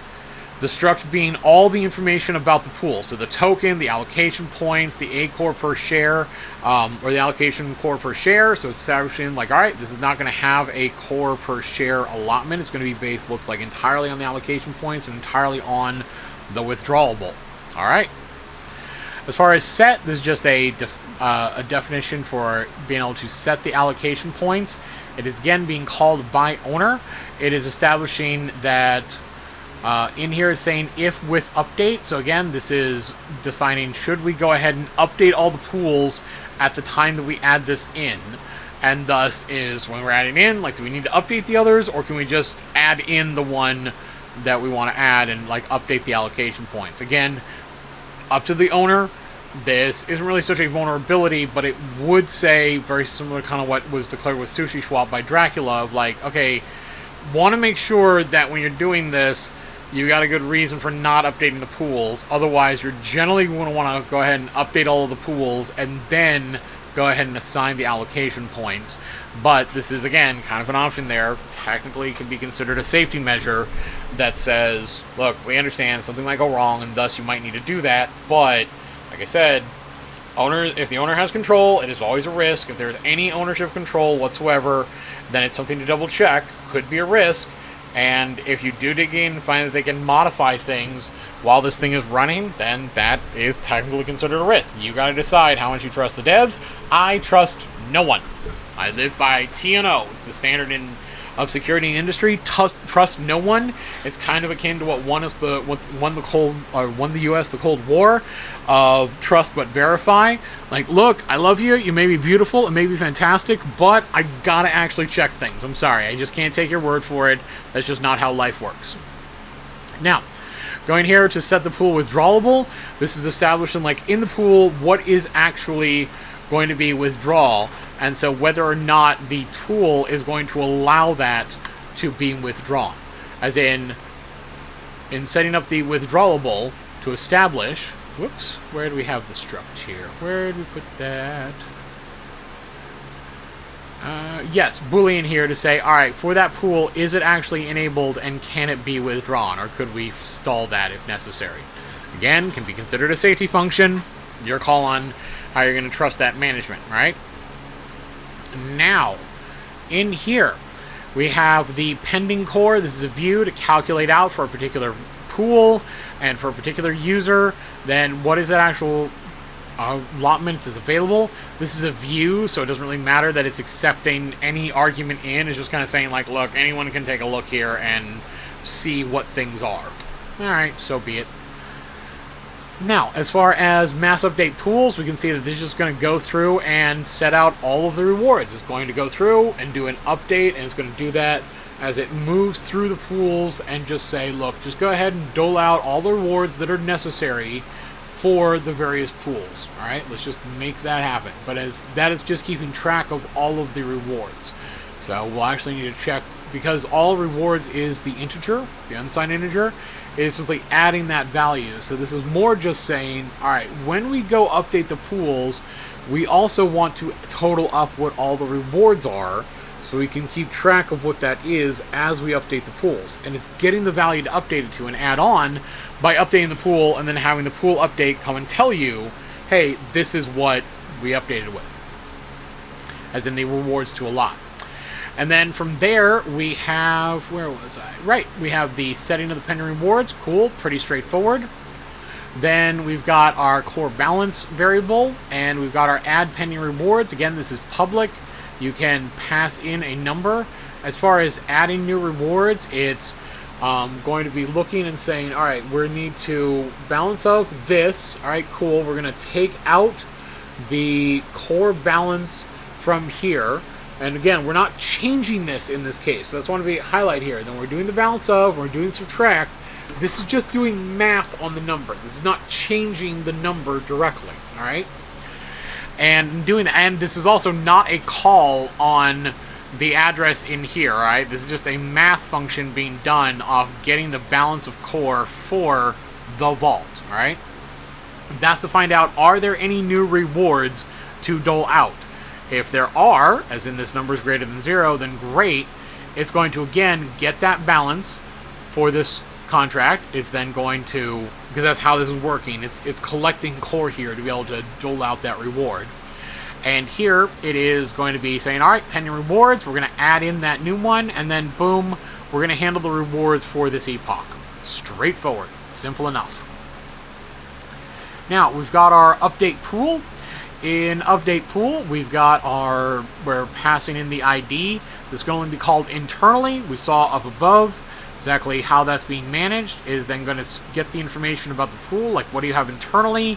Let's check the token supply, make sure that, yep, there is actually a balance there to actually work with. If there isn't, as in there is nothing, then let's go ahead and be done and not bother with the rest of the math.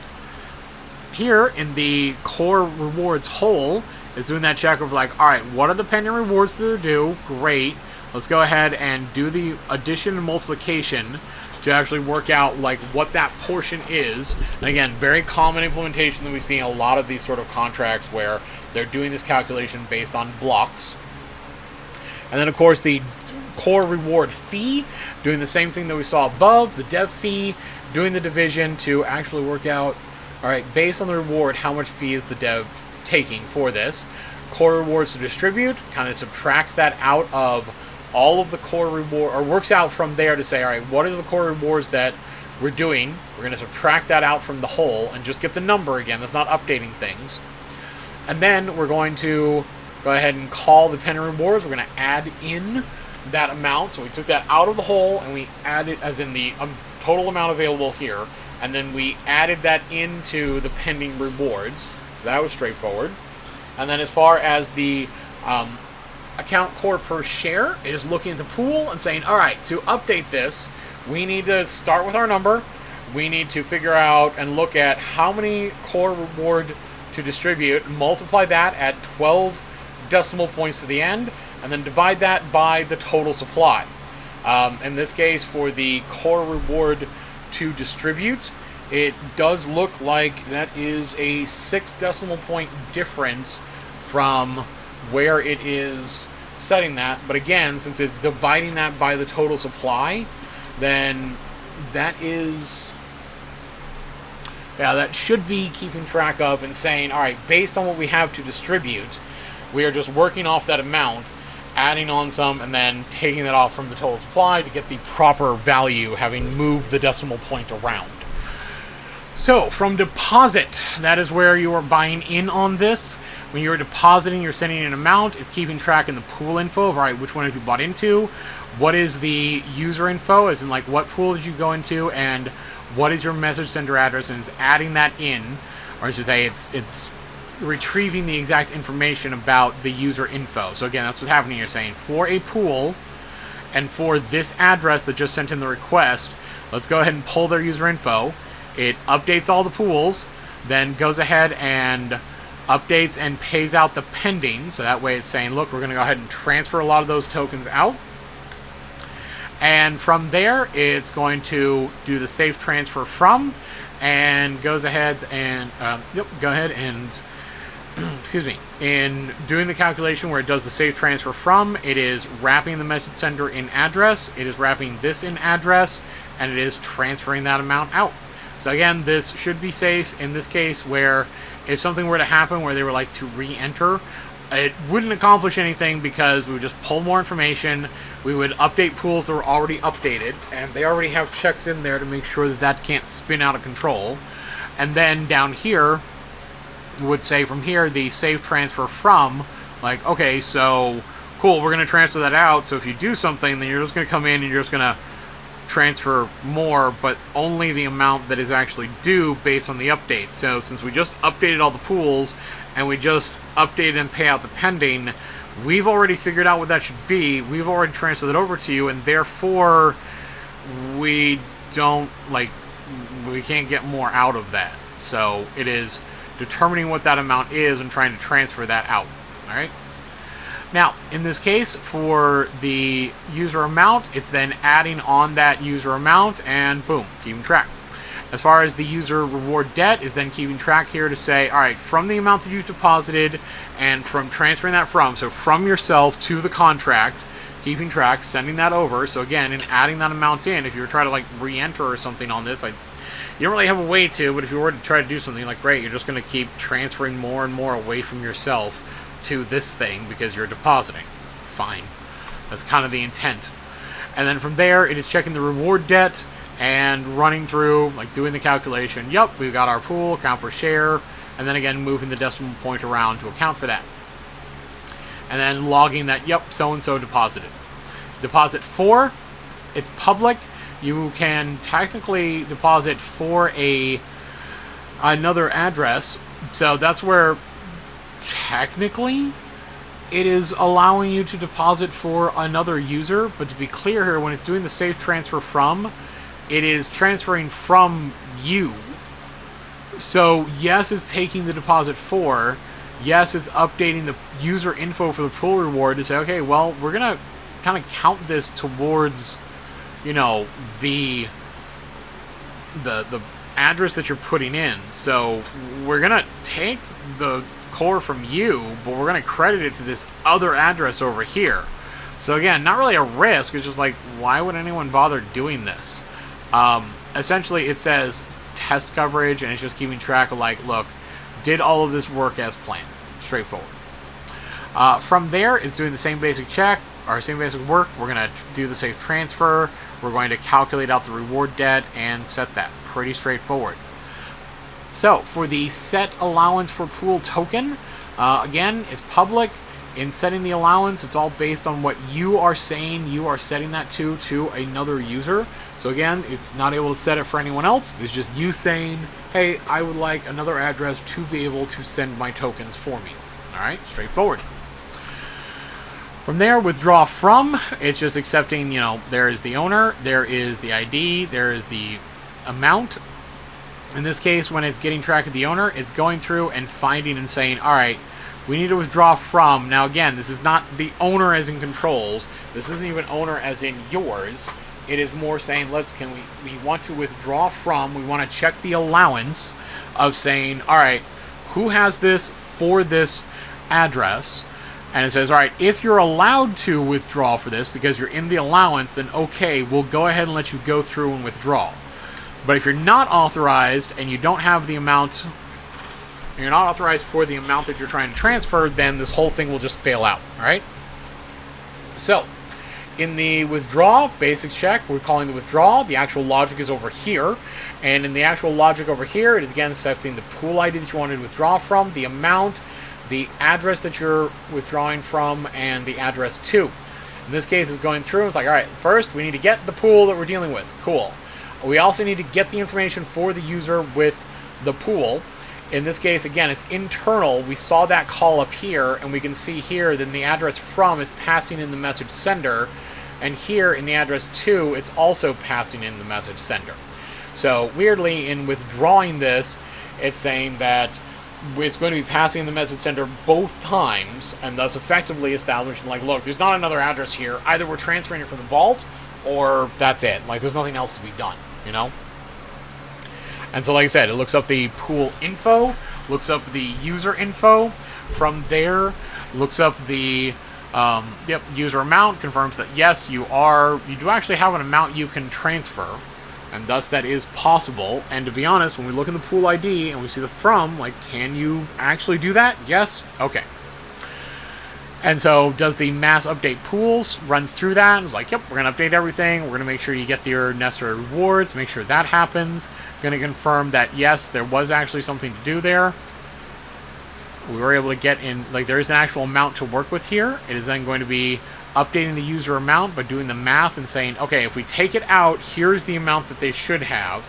And then from there, it is actually going ahead and setting through to that amount. So this is where it's just figuring out that difference to say, oh, you want to adjust this amount, and then you want this amount to be done? Okay, cool. We're just going to go ahead and do the math, set that to your amount, so that we deducted that and said, yep, they did actually transfer it. We're no longer saying they have that. And then we're going to do the safe transfer to say, okay, now we'll go ahead and send that over to them. And then again, it's updating the reward debt to say, all right, having done that, we need to look at that new amount that you have and boom, do the math to figure out what your reward debt is based on having just withdrawn. Our claim, that is where you should be coming in and saying, all right, we want to claim my tokens, not a problem. We'll look in the pool. Require, they say withdrawable, so again, kind of a risk.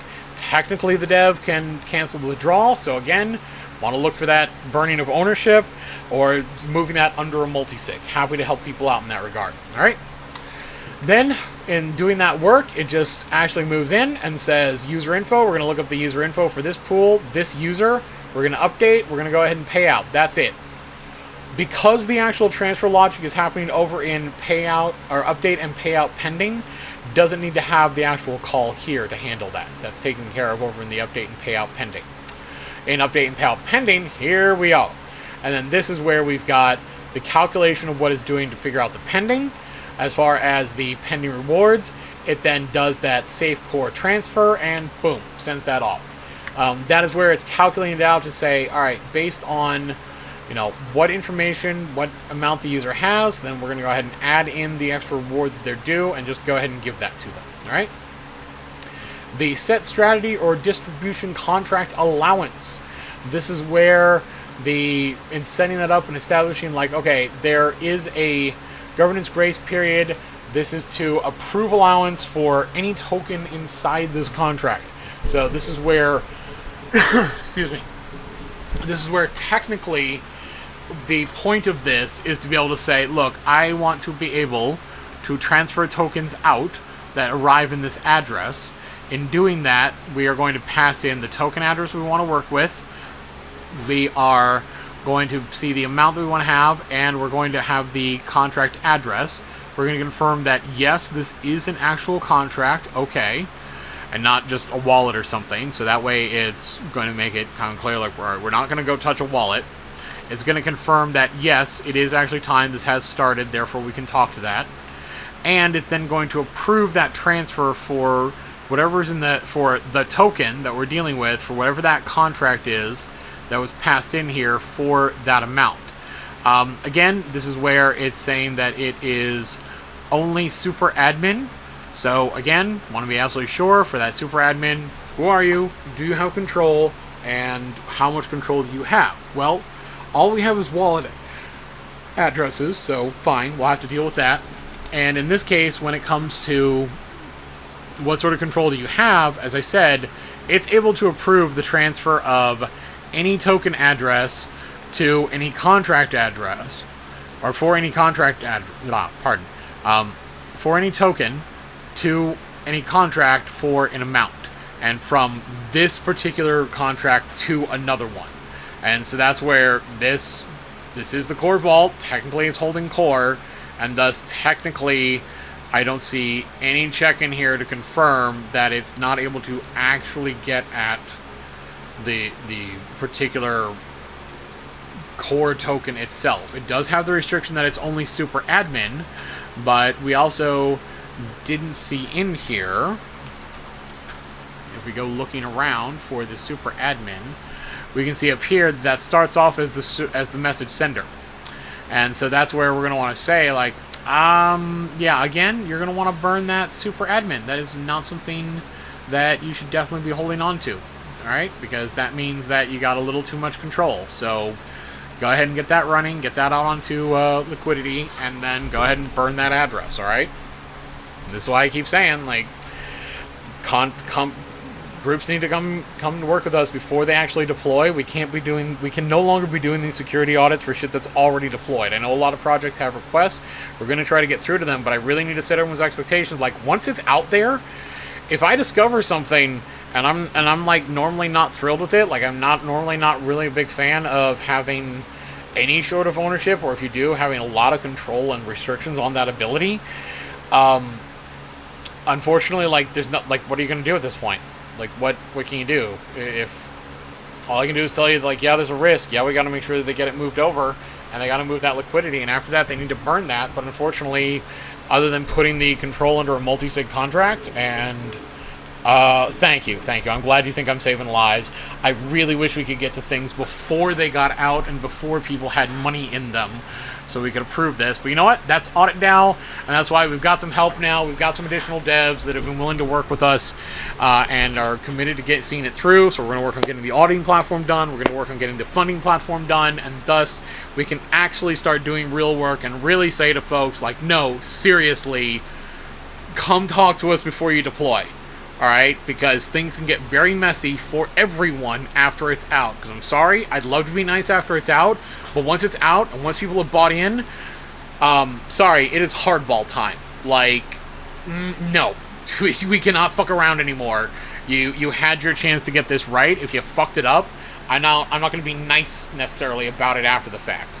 So, I'm not thrilled that there's a whole bunch of owner control on his. I wish it was more automatic, and I would be happy to help out with that multi-sig. I have not seen like a direct message, so we'll get that working. Hopefully we can get that set up, but again, we just got to make sure that gets deposited in place, but then off it can go.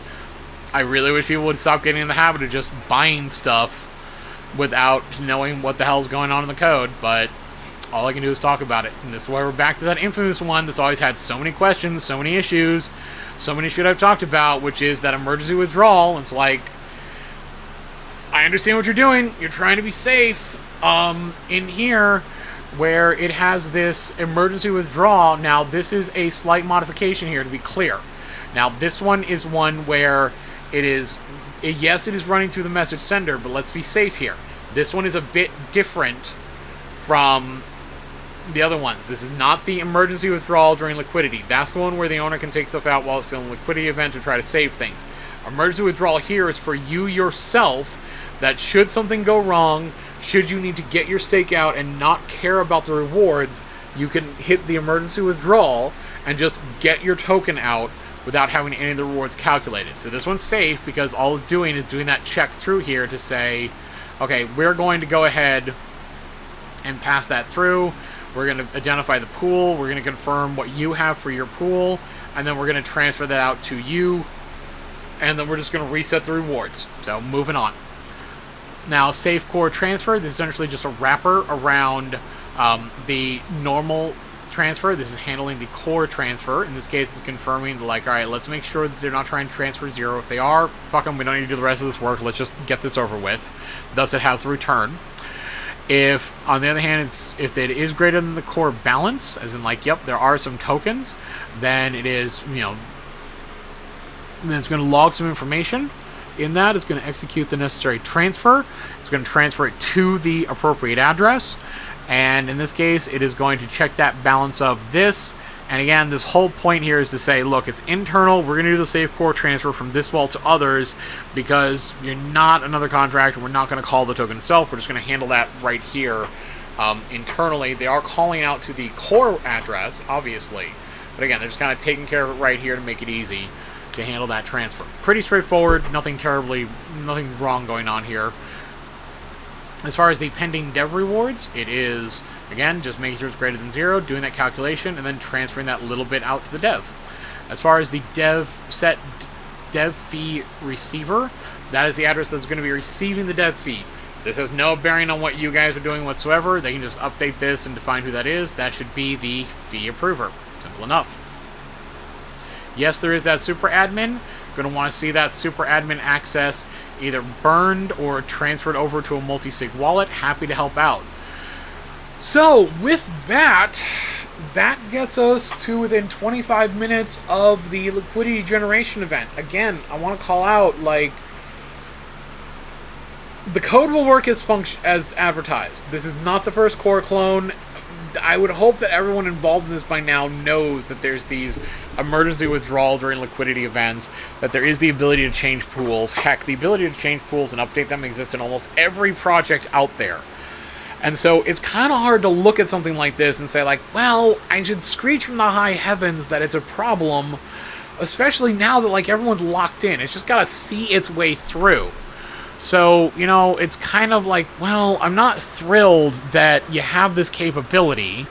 I really wish it wasn't there in the first place. Pardon, I'm just double-checking the address here, and I'm going to pull that up so we can try to watch this and be absolutely sure what this is doing. I think this is the right one. Yep, there we are. So there's the core address. We're just going to pull that up in Bloxy and keep track of the transactions, and possibly I'll also get Etherscan too, because why not? And we'll also get ETHFloor up, because why not? And there.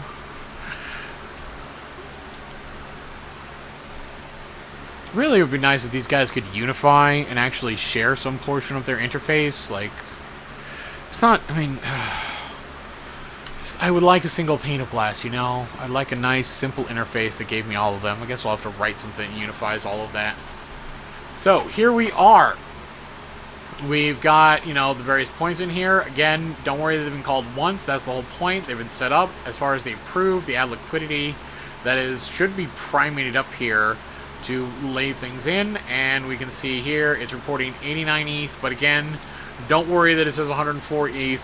This thing is very commonly behind. Like, it's notorious for all of these websites to be very behind from whatever is actually on the blockchain, right? And the thing that's happening here is actually checking the contract itself and what it's doing. So, and see here we can get a more accurate balance because ETHFloor is a bit more up to date on such things, right? So, we can be sitting here watching. Now again, this is showing transfers and this is showing holders. So ETHFloor is nice, but it doesn't actually show like every contract interaction, every transaction.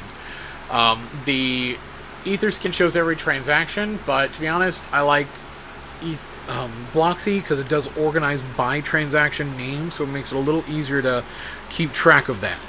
But again, in this case, the code will function as advertised, unfortunately, or as intended. Unfortunately, the point being is, part of what's intended is a lot of ownership control. I'm never thrilled. I never like ownership control. I always wish it was some other solution, or at the very least they had it under a multi-sig wallet. And as I've been saying, this is where I, unfortunately, very much...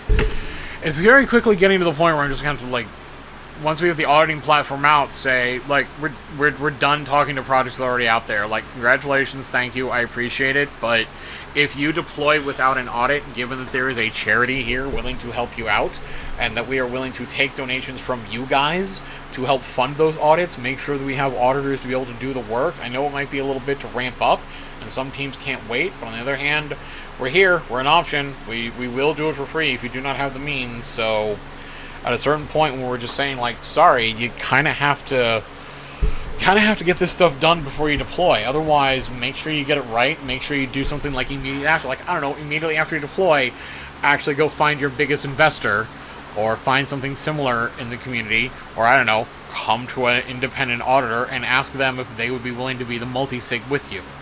You know, it may be annoying to have 2 people only on there. There's not much of a quorum, but you know, if you approach an auditing firm, try to work out a deal, then I don't know, maybe they'll be able to help you out and get you signed up. I'm not sure, but again, that's up to them. At the very least, discussions could be had. I've never heard of anyone even trying to do that. They just fly off by the seat of their pants and are like, oh, I'm just going to deploy a thing with full control over people's funds. Why? What are you doing? But anyway, it will work. It is functional. There are not bugs. It is not going to fail. I'm not thrilled about the ownership. I'm never thrilled about the ownership. Everyone should know that about me, that I'm not thrilled about the ownership. So we're just going to kind of hope that everything goes through and that these guys come through. They've been nice, but, you know, all kinds of con artists and hitmen are nice. Whatever. We'll have to see how this goes. They did say that they were going to be offering up a donation provided this goes through, and thus they are able to get some portion out of this from the dev fee. So who knows? But again, to be clear, they are getting the audit for free, and we need to trust them. They're going to run through. I'm not thrilled about needing to trust them.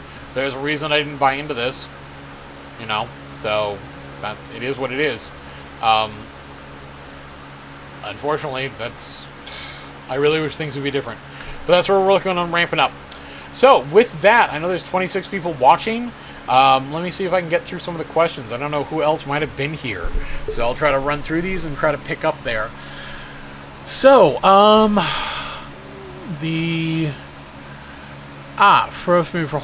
hoarders, alright, so our holders, that's where supposedly the team's answering a bunch of information on the project. I'm sure they've made those announcements, and other people saw that.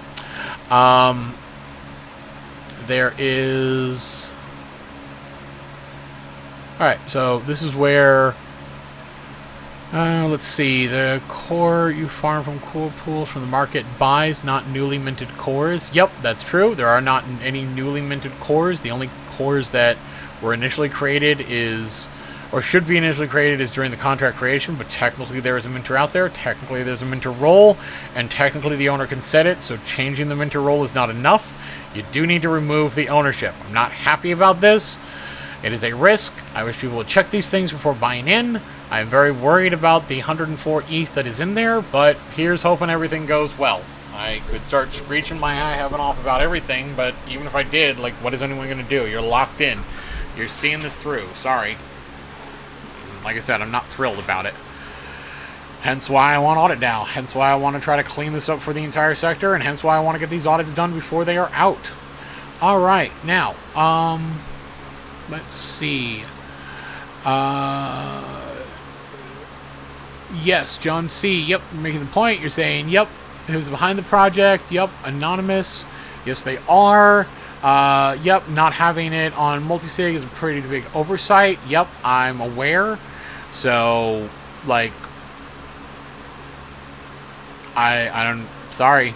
There's not much, it's not, I wouldn't even say it's an oversight. I just say it's devs being dumb. Like, I don't mean to insult your core guys. A lot of devs do this. Even projects that go through successfully and never have a problem, they still do these kind of things and maintain this ownership. Like, no.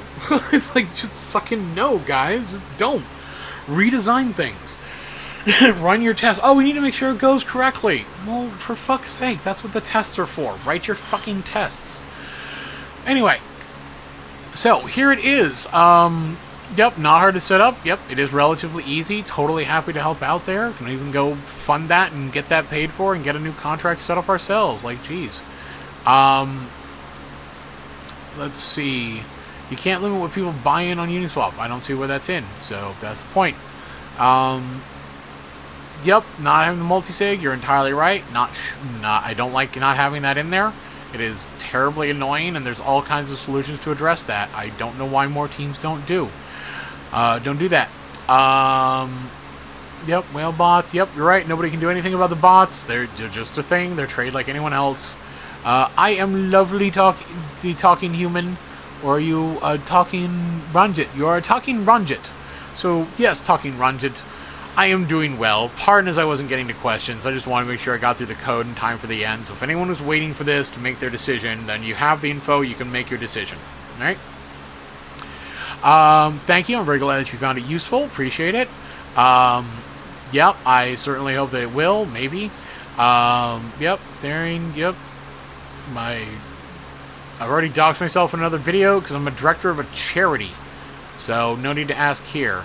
But, yeah, I'm just getting the feel that those are like giant spam messages and people trying to shill. So, the reason I'm not getting in on this is because I don't like the fact that anyone owns anything and the fact that I'm fucking broke. The primary one is that I'm fucking broke. So, I run a charity out of my fucking pocket and we don't have enough donations to actually get anywhere. So, I'm fucking broke, and being fucking broke, I don't really have funds to go taking a risk on something that still has ownership. So, there we go. I know plenty of people will still do that, by all means, but unfortunately, I'm fucking broke. So, I had to spend a lot of money to get the charity set up. I'm not trying to, like, complain about that, but that's really the primary reason why I'm not buying in on anything or doing anything in that regard. I just don't have funds to buy anything right now.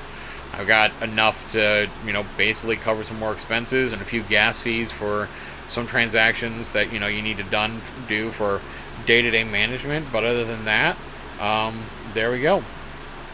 So, yeah, we got about 15 minutes here. Seem to have had the team wander off of YouTube, not sure. So, there we are. So, we can hang around, we can try to answer questions, we can try to cover other things. Whatever people might have questions on, but I had said I was going to stick around through the Liquidity event and try to confirm that that's going through, so we'll have to see how that goes. So, let me ask the team if they'd like to set up that multi-sig. We do have time, technically. I could go create it right now on Gnosis, I could add another user, set it to a unanimous vote. I'd have to approve anything going through. I'm offering to do that. I've been doxxed. I'm director of a charity. You've got the, you know, you can get the incorporation information for the Church of the Chain. I have in a video on here information on the filing number and everything. We'll be getting that updated on social media. So, yeah, for the Church of the Chain Incorporated, I'm willing to sign there. At least I've been doxxed. At least in theory, people could track it down through the directorship. But even then, I like to point out to people, like, having a name, having an address, even having a corporation does not guarantee that you'll be able to get a hold of somebody. They could try to run off. They could try to abscond. That's why this is trustless. It really should be coming fundamentally down to the code is designed not to have anything like this. Or at the very least, if there's a proper multi-sig. But even if there's a proper multi-sig, it's like, who do you put on it? You know, when a team is starting off, who in the world do they ask to be on their multi-sig when nobody else in the world knows them or the project? How do we know that whoever else is added there and claims to be a community member or whatever is a community member? How do we know that they're an investor and not just like the dev themselves trying to look like too many people? We're in difficult positions here. I don't have a lot of good answers other than we need an impartial third party that has no vested interest in anything that's going on and is ensuring that it only exists by dint of the community trusting that it is going to execute on the desires of the community. Hence why I'm proposing Audit DAO, hence why I formed the charity, hence why I'm putting this all together, where our whole intention is to sit here and exist and say, look, we understand this is a difficult position to be in. You want to have control so you can maintain things and manage stuff. You want to also be able to, like, have your buyers trust in you. And it's difficult to work out. Not everything in the world can be like, you know, Galore or Priya or or Contribute. Contribute went out and, like, boom, there was no control, there was nothing to be done, it was totally locked down. That's why I really liked looking at Contribute. It was like, oh, thank God. I finally get to look at a project that is deployed, and barring that I find a bug in the code, I don't have to keep telling people, like, well, look, I gotta tell you the ownership is bad and that it's a risk and I don't like it, but it's there, and it's happened in so many other places, it's hard to call them out specifically for saying this is here. It's especially when people are locked in like this. Like, I just got done reporting on the CoinGecko comment on Seal, and it's like, oh, God, I don't want to handle that. So, yeah. But that's where One point, I do often get a question on like what upcoming stream is and how that's going to be handled. I can say that Hippo is actually lined up for that next one. This is where I've always said that, like, hey, you know, the contracts or projects that are not out yet do get attention. They have new contracts coming up. They said those should be ready in about 48 hours. Please don't hold me to that. That was an estimate. I'm merely reporting the estimate that was given to me. Could be longer. But the intention is that I'll get to look at them before they're deployed. That way we can get a smooth process like we're wanting, where we can confirm that, yes, we look at the code before it's out, we make sure that it's safe and sound, then we can help get it out. With it being out, great. Now we can look at everything and manage stuff. If we identify things like there's owner control, then we can talk to the team beforehand and say, like, look, we can't stop you from putting this out, but we want to be clear here that we're going to have to warn people that there's ownership control. We have to classify that as a risk.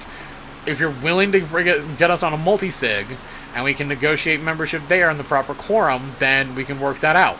So be it. Pardon there. Just needed a drink. So, that's where we're kind of just waiting through the last 10 minutes here. I'm not really sure what else to talk about, other than I can get kind of updates on what AuditDAO is doing and what the charity is forming. So, we've got some staff. There are some people helping out there.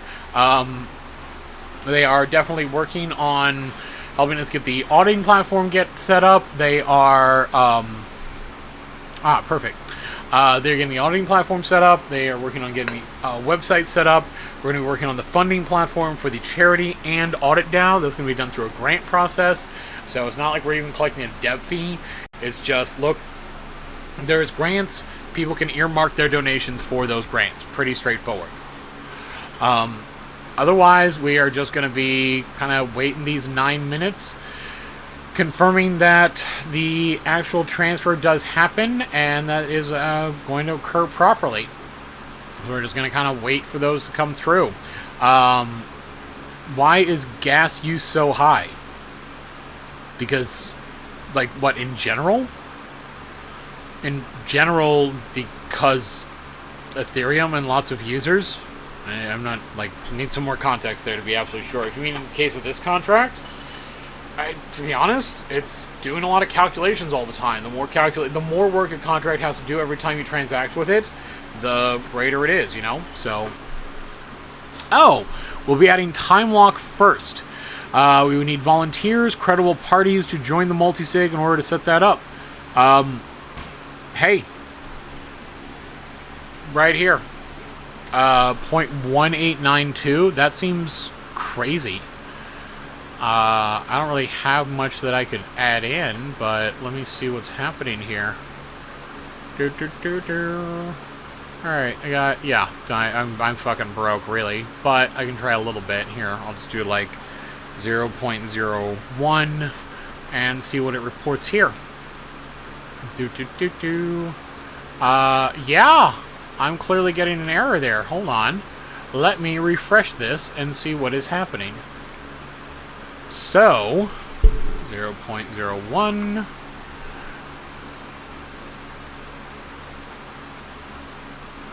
Calculating. Yep. So that's reporting that it's so high because there is some sort of error in there. Huh. Let us see. I don't recall there being a minimum amount. Let's be absolutely sure here. Yep. That is definitely the case where this is coming up because there's some sort of error in trying to deposit. So let's see here if we can see any recent transactions that were called. Etherscan is usually a better way to get a hold of those. We've got failure 20 seconds ago. We've got, alright, so there's a 10 ETH deposit, 0 ETH, 0 ETH. Mind you, that doesn't quite account for like all the decimal points there, but 2 ETH.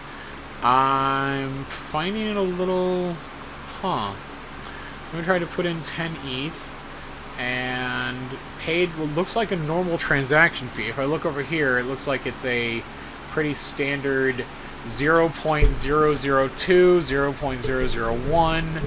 Alright, so those failed, but we'd have to dig in to see exactly why. 20 seconds ago, there was one that failed. 0.0004. Okay.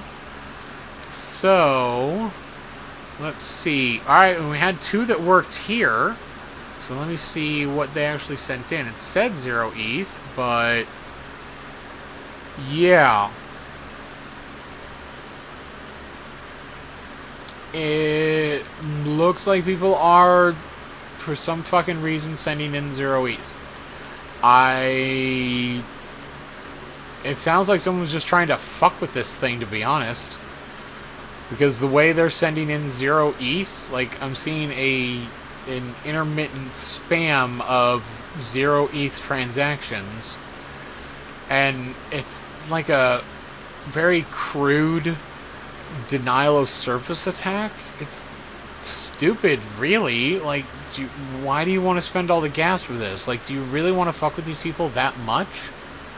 I guess. I'm not sure. Like, that's what I'm getting at. I don't understand a lot of people's reasoning. So, fail with error, liquidity generation event over. Okay, so it's showing that... ah, here we are. No, it's showing 5 minutes. What is... so it's getting this calculation wrong based on what's on the website and based on saying the error is through. Yeah, that is not... that is the error failed transaction or thrown. Yes, thank you for picking that up and letting me know. So yeah, we can double check that here by bringing it up and confirming that it reverted, it canceled. Yep, failed with liquidity generation event over. Interesting. It's saying the liquidity generation event is over, but it's still showing 5 minutes or 4 minutes 24 seconds on the clock, which is odd. Like, alright, so why did you get your time wrong there? But alright. So far in looking at this thing, it just seems that for some fucking reason they've got their time off by 5 minutes. So, alright guys, stop trying to buy. It's not gonna fucking work. But then again, I can't talk to absolutely everybody, so whatever. No, I understand. Thank you for saying no problem. I also tend to like kind of mutter to myself, so what are you gonna do? Yeah, it's reporting that it's got the right amount there. It's just people are trying to buy in, but it's technically saying the liquidity generation event is over. Odd. I can only conclude that that is based on the time here. To be honest, I'm not much of a JavaScript guy, so annoyingly, I'd have kind of a hard time double checking that. So really, we're just kind of here waiting to see, like, where is that transfer? Where is that actually going? We have here the core token. We can see the...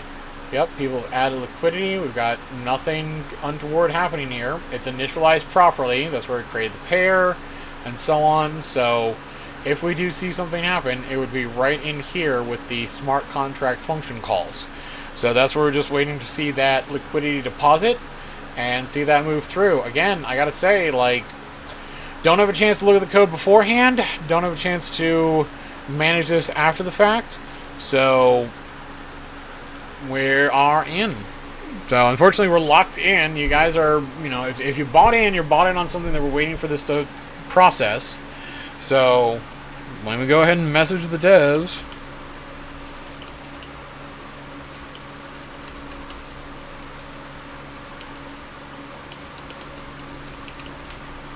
And confirm, because they're saying, like, look, it's reported over. We can confirm that the contract thinks that it's over. Doesn't matter what the website says. So, contract thinks it's over, therefore it's over. Therefore, it should be... check Twitter. Line 24... which thing? Alright, let me check Twitter. Sorry. I'm not sure which one you're talking about on 2482.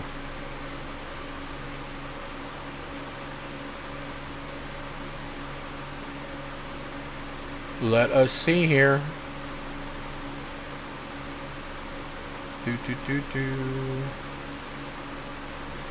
I'm not sure which I see. Oh, based on use of days, potentially. Okay, yes. Yes, that is a point here where in calculating the days, sorry, I wasn't sure which one you were referring to here. So yes, when we are in here, and when you're saying 2489, yes, you are hitting on a correct point. So let me bring up here and kind of clarify there. When I'm saying that like it's different and it's off, to be clear here is that understand that every time we're dealing with this, nope, not in there. When dealing with blockchain, we're never entirely precise on time. There is a calculation that is done based on, you know, the number of days and how that is running through. 2480. Which one did you say? 2489. That is the ad. Let me see. Might be the fee approver. Sorry, I'm just not sure which contract you're talking about there. There's quite a few that could be handling it, or maybe in core itself. Let me check there. There we are. Okay, now we are. Yep, there is... Nope, 2489, total ETH contributed for adding liquidity. So that is there. Core Vault. I don't know, I'm not sure what you're referring to on 2489, but there's any number of things that you'll be looking for. But that is where... Okay, it shows that it's over. Let us... Well, you know, let me... While I bring that back up... Sorry, I was trying to find the thing you were referring to and then realizing, like, wait a minute, we might not be looking at the same lines of code. So let's confirm here. We're going to see if we can get the transactions here on something, and then I'll go back to where that code is. But yes, to clarify your point on bringing up the days, that is where in handling the days, it is a case of that is never an entirely precise time. 2486. Okay, sorry, I know that I was going back and forth. Yes, where it's here on the liquidity generation event ongoing, and in... Whoops. Yep, there it is. In finding that... Yes. In here in the check there, where it's doing the check of 7 days. Yeah, that's where... This is calculating out 7 days to the second, but because it's basing on the block timestamp, so it is calculating or counting for the hours, minutes, and seconds. It's not like whole days or something. The difference being is that the timestamp is never entirely precise. Because within blockchain, like, we're never entirely sure when the block is actually going to be mined.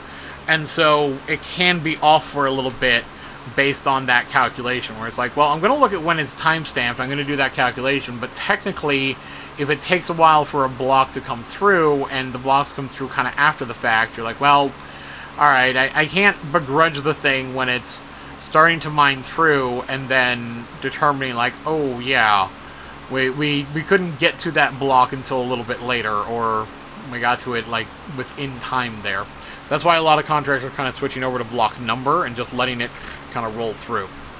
So, sorry. Thank you for clarifying. Thank you that I could bring that up. It is, again, just that kind of indeterminate of we don't have proper time. In fact, you know, oh, who is it? I think Coin Bureau? I'm going to have to check exactly who it is. But there's a YouTube channel that has a good video on that about Solana, a project whose whole point is to say, hey, we can't keep track of good time on the blockchain. Let's actually come up with a good method to do that and do that on the blockchain. So, cool. We've got this here. We do have a message here. I do appreciate that... Yep, that is where Deadface is definitely commenting correctly on what is happening within the contract. I do appreciate they've actually been working with me quite a bit, offering advice. They're very much of the same opinion of like, control and ownership is kind of bad. We have a problem here, but it's out, it's alive. There's just like not much that can really be done while it's out there. I can just look through and tell you, well, maybe this horrible thing will happen, maybe it won't, but like, it's already in, people already deposited, it's already locked, so like, not much that can be done from there. So that is where is, in handling that, we are going to, oh, okay, we'll deal with that later. I try to hope to educate people on these points, but kind of our point is we need to get these things before they're out, so we'll need to work on that. Yeah, someone please go try to claim. I wasn't able to get in, so give us a shot, try to claim, let us know how that goes. But to be honest, in looking through here and confirming from here, let me see. We've got the core vault address here, and to be absolutely sure, let me go ahead and bring that up on Bloxy.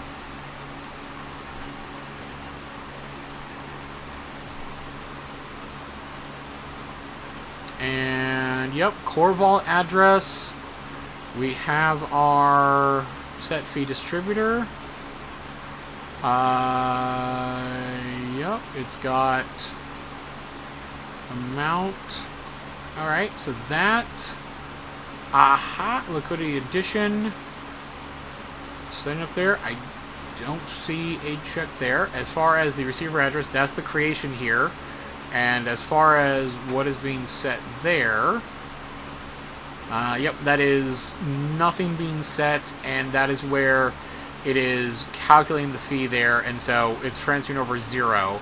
And this happened a while ago, so it yep, happened earlier, 13.3. Yeah, that one a while ago, given that it's UTC and would have been there. So that looks like it was part of the initial setup and some initial testing there. So in here, oops, yeah, within that, and for the add liquidity, we definitely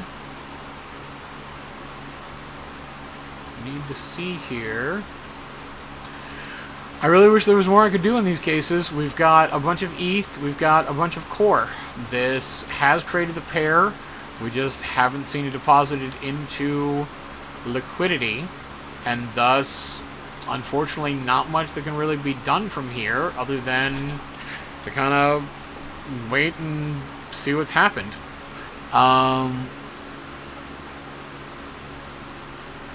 Thank you, John. I appreciate that. I do appreciate that you see what I'm trying to do here, and that you're like, look, we get it, trying to give information. I don't have any control. There's nothing I can do about talking to devs, and all I can do is tell people, hey, there's stuff going on. So, oh yes, you're right. Let's look at the LP token. There is that. So here we are. We will look at the LP token. You are right, John. I will handle that. Sorry, I'm also a little tired, so not considering things. It might be updated sooner, but honestly, we should see the deposit into liquidity. In here, this is showing LP token address. So right here in the LP token address, it is pointing us here in the LP token address to a decentralized exchange that is for Encore. How did that get changed and how did that get set? Alright, so let me be clear here. When we are going through and we are creating the pair, because we can see here, pair created, and we look at that event, and we dig in, we can see that it's creating the pair, boom, creating the pair here. And so when we dig in there, yeah, there's the core ERC token. So I want to be clear here, when the pair is created, it shows up and says, yep, that it's set to the correct one. And then when I check the site and it shows the LP token address, it actually has the Encore address in there, which is something that can easily be changed on a website at a moment's notice, which is another reason why I want to insist on people using IPFS, because then you can give the content hash, and then you can't change it. So, yeah, I know. Yeah.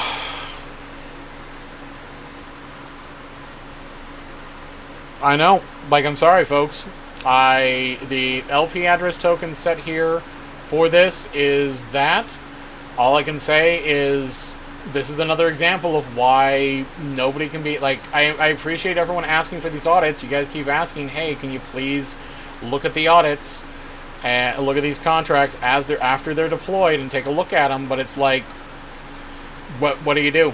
It's out there. It's live. They can change the site on you, You can look at the transaction log. You can confirm everything's correct. I use face rig. It's simple. So, simple enough. But that's where, to be clear, it's like, all we can do is, we are putting too much trust in devs as it is. We have the technology, so we don't have to trust them, okay? So again, if I double check this, we can see that in the site, for some reason, it's reporting the LP token for Encore. Within the construction of the actual contract, it was passing in the core token. If we actually go look at the LP token for core here, let me see. Initialize. Yes, I believe this is the one where it should show that contract. We can see the decentralized exchange, and there it is. So there's the one that it created for this thing. And so that's where, when we are looking here and confirming what it actually did, we have our token, we have our token, and we do not have anything. Yep. It is just fitting here. I really wish there was more that could be done in that regard. It is why I am been so adamant on, like, look, I love you guys. I would love to be able to help out in auditing things before they get out, but we technically can't.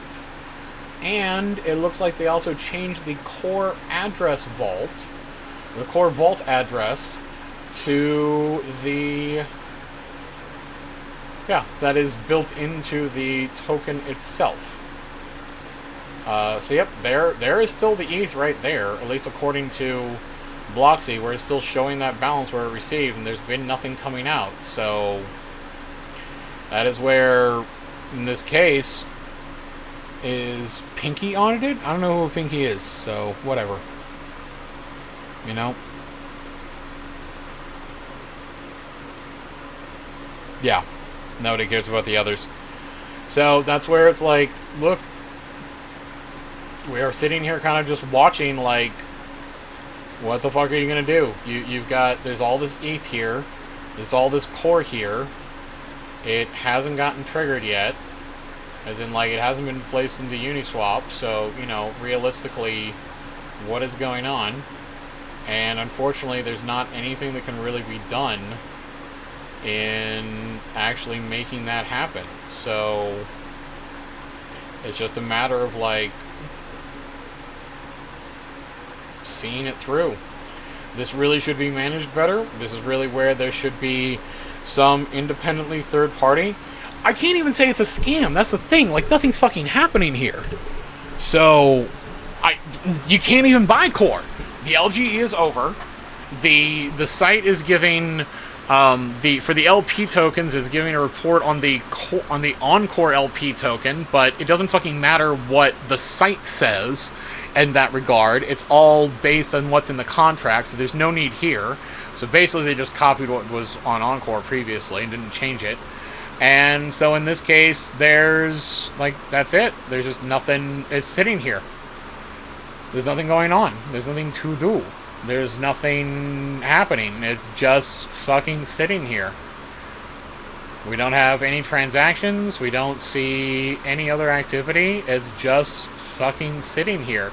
Now, I will say on both Core and Encore, there was a delay where they didn't quite deposit liquidity right away. They gave it some time, kind of to delay the bots and fuck them up. Okay, they have confirmed back, it was just a little while ago, that they are going to be speaking with the dev. The LG is over, and they said they'll be depositing into liquidity. So that is a message I got from the dev on Twitter. Alright, that is what they have said, that they are going to be depositing into liquidity. They are talking to the dev about it and getting that done. But that is where we're kind of just, you know, waiting for that to occur. There's not anything anyone can do at this point. There's nothing I know you guys are cool. Like, I appreciate that you guys understand it. It's like, look, that's the best I can do. I can tell you what's happening. I can tell you there's a risk. And I can tell you, like, I tried to get in here before anyone, you know, when I had time. But it's like, sorry, people keep buying in before you get any code review, and a lot of folks don't know how to read code. Like, I'm sorry, but so at this point, there's no oversight, there's no management, so I couldn't be involved in the development. Unfortunately, can't be involved in the development on everything, and most stuff, like, don't have proper controls even if I am. So, like, I can't validate any of this stuff. So, there we go. Add ETH and core. Ah! Got a transaction. Do you have the actual transaction log?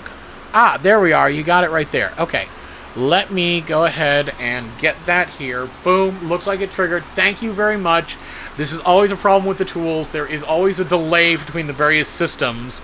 And so we need to make sure that was going through. And boom. Let's confirm that these are the right contract addresses. All right. It looks good so far, but I want to be absolutely sure. Okay. So this says it was in there. Says it. We just got all the right amount. So that looks correct. But let's actually click on the core token and confirm. Let's go ahead and open it up on Etherscan and see 099E, 99E. Nope, we're good. We're totally good. Everything's fine. A bit of a delay. I wish the devs had told me that there was going to be a delay in depositing to actually say, like, because I understand, like, you'd want to avoid the front run bots, like, diving in there or something so you can set up a delay, but man, that was kind of nerve-wracking, and I was kind of wondering what was happening. Would have appreciated better communication, but we are all good. It is in, it is ready to go. Now we just want to see that burning of the ownership from there, so that way it's all locked and ready to go. But to be honest, they deposited. There isn't a way for them to take the liquidity out. Remember that there was a set minter role and there was some control there, so again, keep in mind what's happening and how that's being managed. So again, I would like to see the burning of ownership there, but hey, at the very least we managed to make it through the LGE and the amount is deposited in, so you know, there is that. Whew, man, nerve-wracking. Always is. Yeah, there's no volume in the front runs. Oh, really? Is that what's going on? Hold on. Oh, God. I hate the fucking front run shit. Like, I guess there's a thing, but, like, honestly, people. Fucking honestly.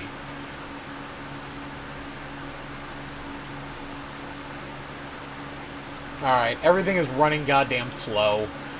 I just really wish I had better tools to keep track of these things, but whatever. So, let me go ahead and actually get the LP pair here. There it is. And I'm going to go bring that up on Bloxy. That way I can get a better read on what it is.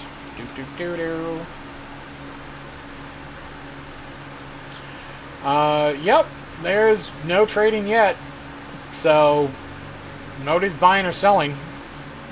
Anyone try buying? Anyone have an idea of... yep, 113 ETH is what was in there. That is what was... well, 113.62. But yes, that's what went through. Yeah. Well, that is where technically there is a pause function that can be used. That has always been in there. That is always the case. Always called out. Devs having that sort of control is a risk. It's always been in there. And to be clear, it has been used as part of delaying front run bots. Okay, to be clear. So that has happened before. I'm not trying to say it's like totally done deal. I'm just throwing out their history is that we've had cases. No, I understand you're getting the error. I understand it's not working. I don't know exactly. I would have to say that like they're all in there. But I will also make clear is that in many of the previous launches of similar core projects, to minimize front-run bots that can try to snap it all up at the best possible price right there is they will put a delay and pause trading for that moment. They might delay depositing liquidity, and then having deposited liquidity, they will then pause the trading for a little bit. A lot of projects have the ability to pause trading. Ample has the ability to ban particular addresses. And so, yeah, if you do drop the link to the failed transaction, that way we can be absolutely sure of what is happening, of what's going on. Yeah, and make sure it's a Uniswap core buy of what's going on there so we can actually see one of those failed transactions. If you're not letting the failed transaction through. Like, I can also understand not wanting to spend that sort of gas. Yeah, doesn't want to attempt the transaction. So that is Uniswap doing its prediction and saying, like, okay, that's not going to work. So, again, this is the case. Like I said, devs have control. This has always been the case in core. Technically, they have the ability to pause trading. Technically, it can be done. Technically, you can point out that case and bring it up. And it's just another point that I say of, like, this control is just not acceptable. I know, we can't start the transaction. Like, look, not much saying here. Like, there's nothing I can do other than what's going on. Yes. That is what's happening. That is the case. And so that is where, like, I wish devs would be more communicative, to be honest. Let's check Twitter, see if they've got anything up on what they're saying. Alright. That is where... Yeah, okay, no, that's... Don't have anything more from core. And again, that is where it is fundamentally just coming down to, it's in there, trading is technically paused, but in dealing with that, like, what is the intention here, guys? Like, not trying to... I wish we could get proper definition and consideration. Let's see what they might say in Discord. Sorry, I'm going to head over to their Discord, I'm going to head over to their Telegram, and I'm going to see if they've got any announcements there to see what's happening. I really wish I could do better. I really wish there could be some management oversight. I really wish we could get devs properly taught on, look, just automate this shit and make it run through. So, alright, so I'm not fudding. You can't trade.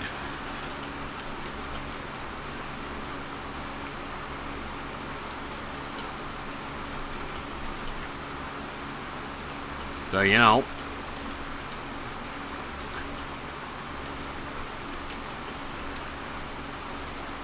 Like, of course I'm going to FUD on... Like, how can I be FUDding on something you can't actively trade on, for fuck's sake?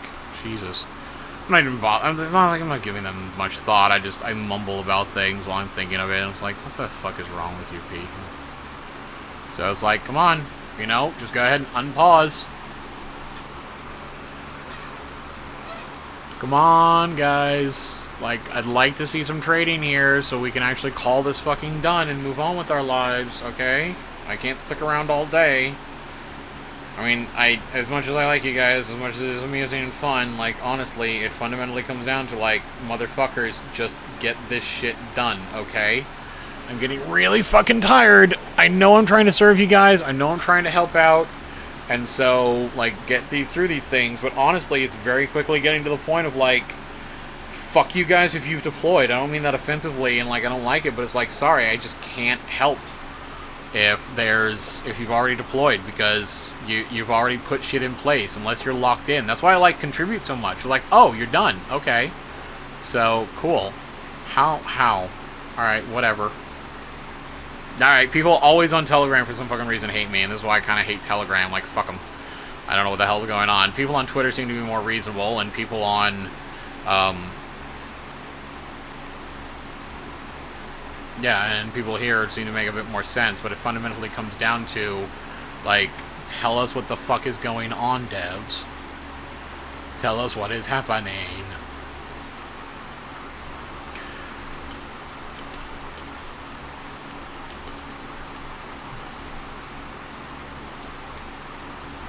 Like, you gotta fucking tell me. Gotta tell people in general, for God's sakes. Like, honestly. Uniswap link? Like, you got the token address, just put it in there, alright? So, like, whatever. You can figure out the Uniswap address yourself, like, honestly.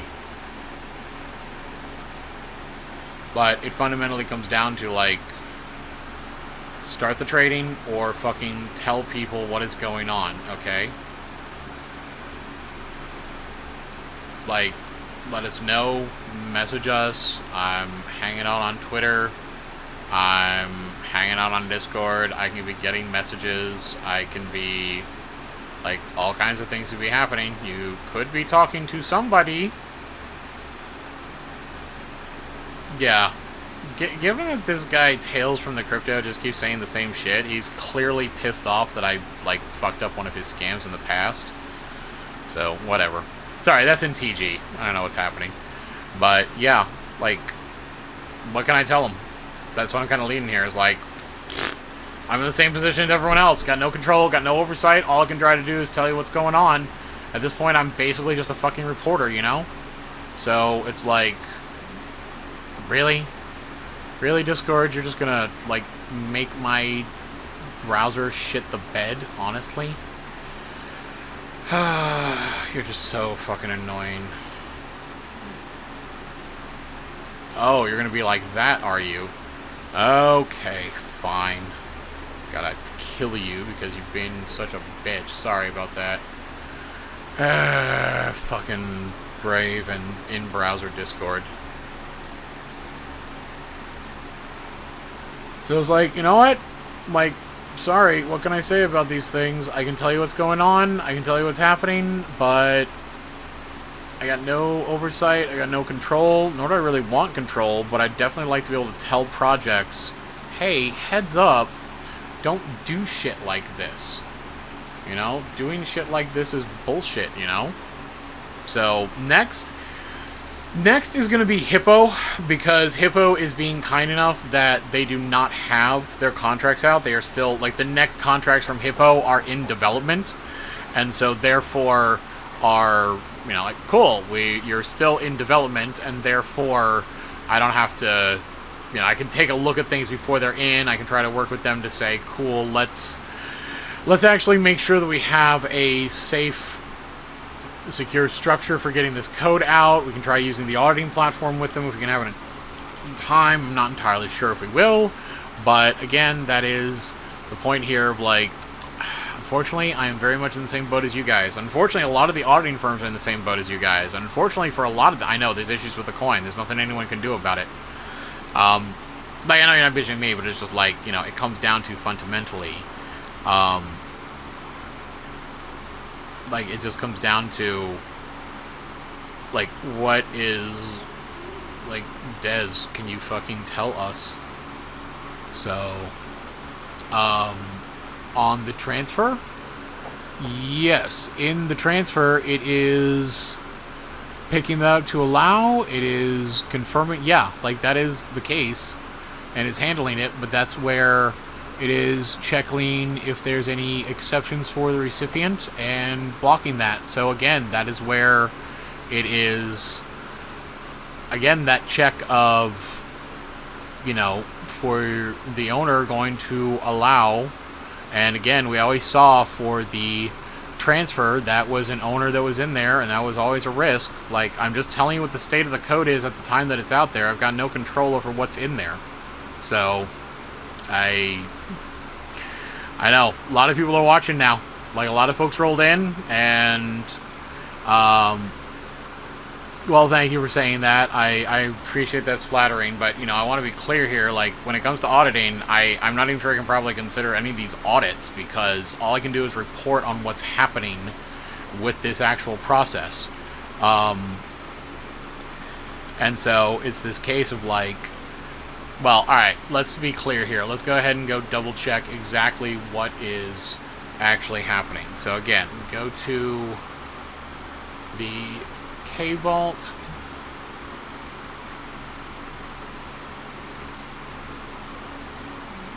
Let's bring that up. Let's go ahead and bring up the code again so I can be sure which one I'm looking at. There we go. We've got the core address, and we've got the core vault address. Okay, that has been properly updated now, so that is good. One moment. Let me go ahead and bring that up on Etherscan. Let me go ahead and bring that up on Bloxy and see precisely what is going on. Whoops. Typed that in wrong.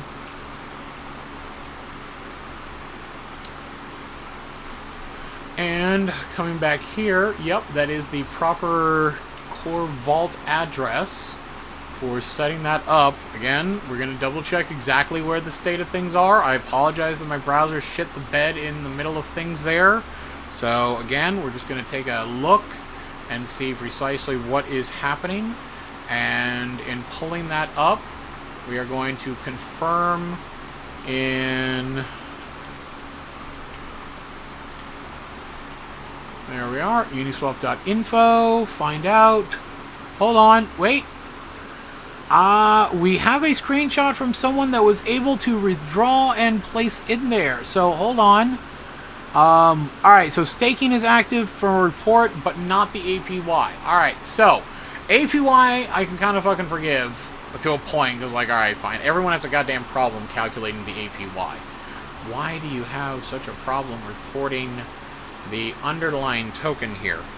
Let me dig through the history there real quick and find which one it was, because I had that a little while ago. Where was it? Yep, I believe it was there. And yeah, I think that might have been it. Let me double check. Yep.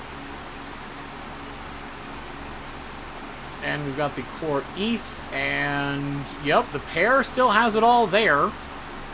It is still in place. So it looks like some people are saying they were able to get their stake in, but we can't confirm because that, well, let me go ahead and double check in the logs here. Were people able to actually retrieve and claim? So we've got, let's see here.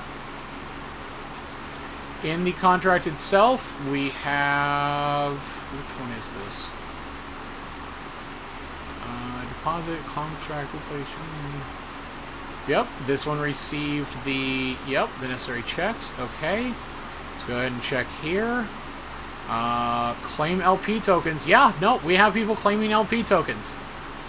So there it is. Yep, we've got various people claiming LP tokens. So that is passing through. I very hesitantly want to say we just have a case of like very poor communication from devs. Yep, we see all the transfers. It went through. Yep, there it is. And yeah, we definitely have people claiming LP tokens. So it does look like you can claim LP tokens, and in claiming the LP tokens, we can see that people are depositing them. So yeah, like I'm just gonna lay out here, like it does look like trading is still technically paused, as we don't see any volume here, but you are able to claim the LP tokens and you are able to stake them. So again, it very much seems like we just have very poor communication from dev on what is happening. So, yep. We've got a, tornado cash. Let us see what is happening here. We do have information on, I'm not sure why people are, I mean, I understand what tornado cash is. I'm just sure where people are seeing that. So let's confirm. This is the core token. We have, yep, the core, the WETH, the Ether, and yep, here's the tokens leaving out for claiming. All right, cool. Then let's go ahead and go to the contract creation and take a look over on what else the deployer wallet is doing. Deployer wallet is so far not done anything else or much. Yep, they've got a little bit of ETH to handle transactions. That's done. And so there we are. Simple enough. It is, yep, basically we just seem to be in a place where the devs have, not quite turned on trading, but you are able to claim and deposit your LP tokens. We do have the transactions here, so that is the case. Yep, bunch of LTs tokens are staked. All right, so for anyone that says they don't see the LPs in your wallet, make sure you actually add that. Let me just make that note here. Like, guys, come on. Let me make clear here.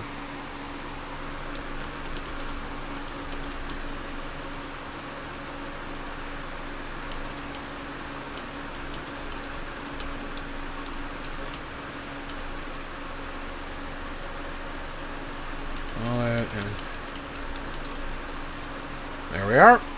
So there you are. So, but again, you can claim your tokens. You can stake them. Turn on my fucking fan. No. You try living inside a hot data center, okay? Don't give a shit. If you don't like what you're hearing, you can certainly just tune out, okay? Cope. It's Cave Core Vault, but you're not gonna be able to do something. So we're down to the point here of like. The devs are waiting for the stakers to add, and then they will unpause trading. Okay, thank you. Thank you very much. Okay, look, I appreciate you giving us the heads up. Okay, that's a good sign that you're telling us what's happening. Thank you very much for updating us. Sorry that I didn't see the message there earlier. I appreciate you giving that heads up there. I would really...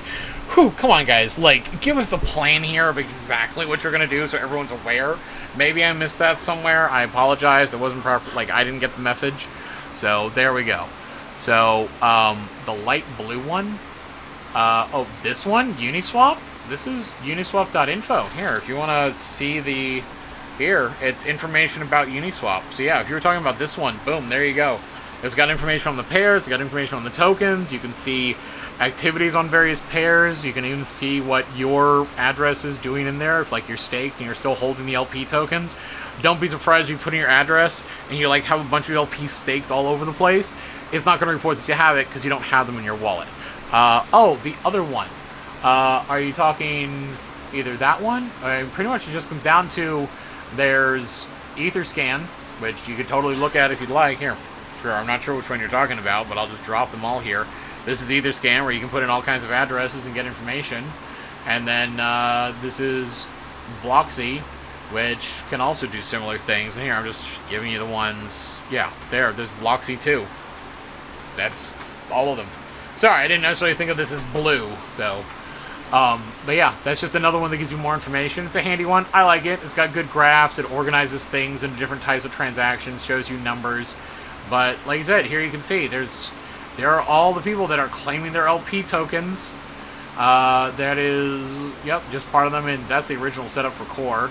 There it is in the decks. So, all right, cool. So we have a statement here from the team where they're like, you can't stake after claiming. Show many you have available to claim. Okay, well, people are able to claim and people are able to stake. We can verify that. So we can dig into exactly what problem you're having, but, you know, for one, chill. Not people can't, not we can't, you can't. That's fine, we can help you with that. But to be clear, it's not we can't, it's you can't. Plenty of people have deposited their LP in here.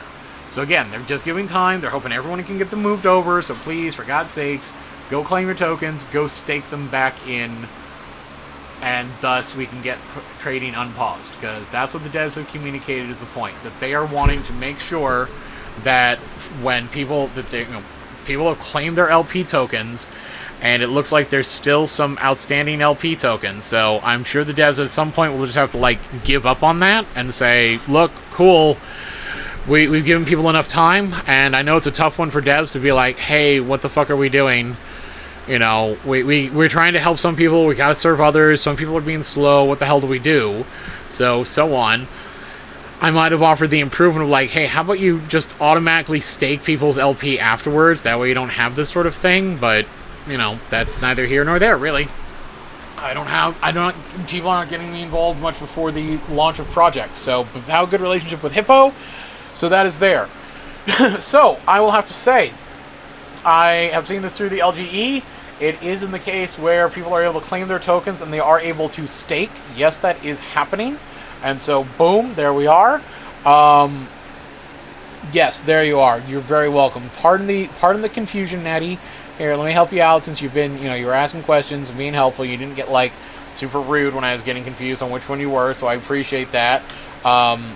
There's Luna, you're waiting for the stakers, so again, thank you for helping out. Sorry I wasn't keeping up on the messages there. I apologize.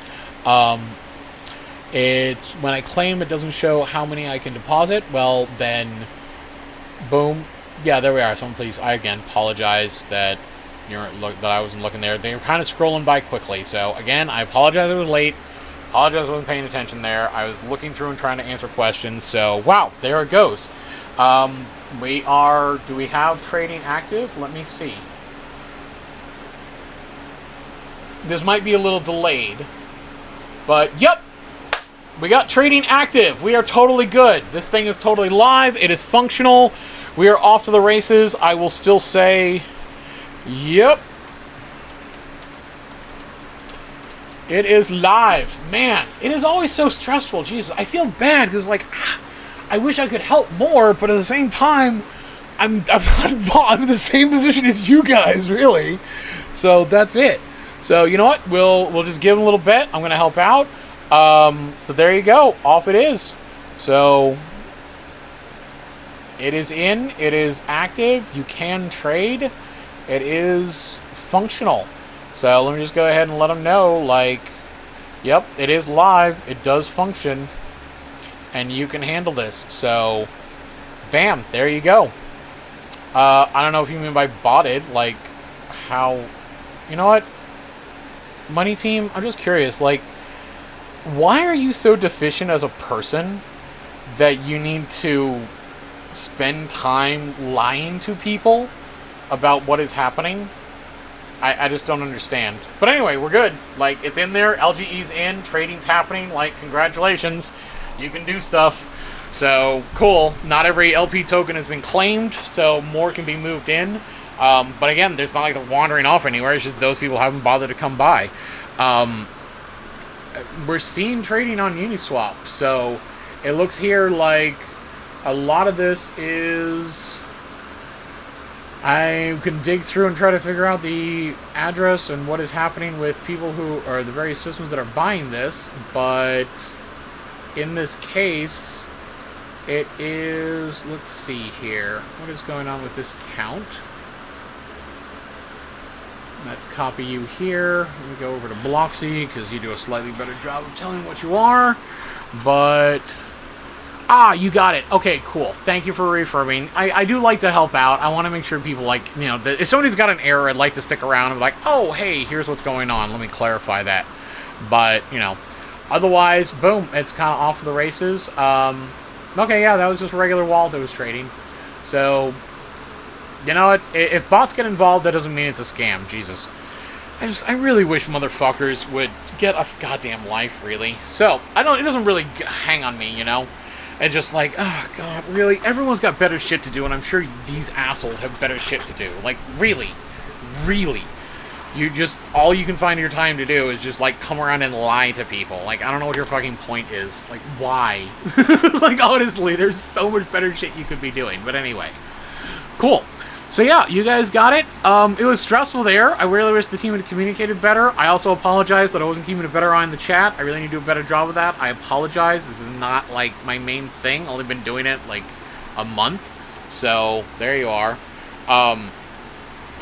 Well, T-Bomb, like, I'm sure you have a life. I mean, you're not the one that's coming in and just lying to people about shit that's not happening. Like, I don't know what the fuck is going on.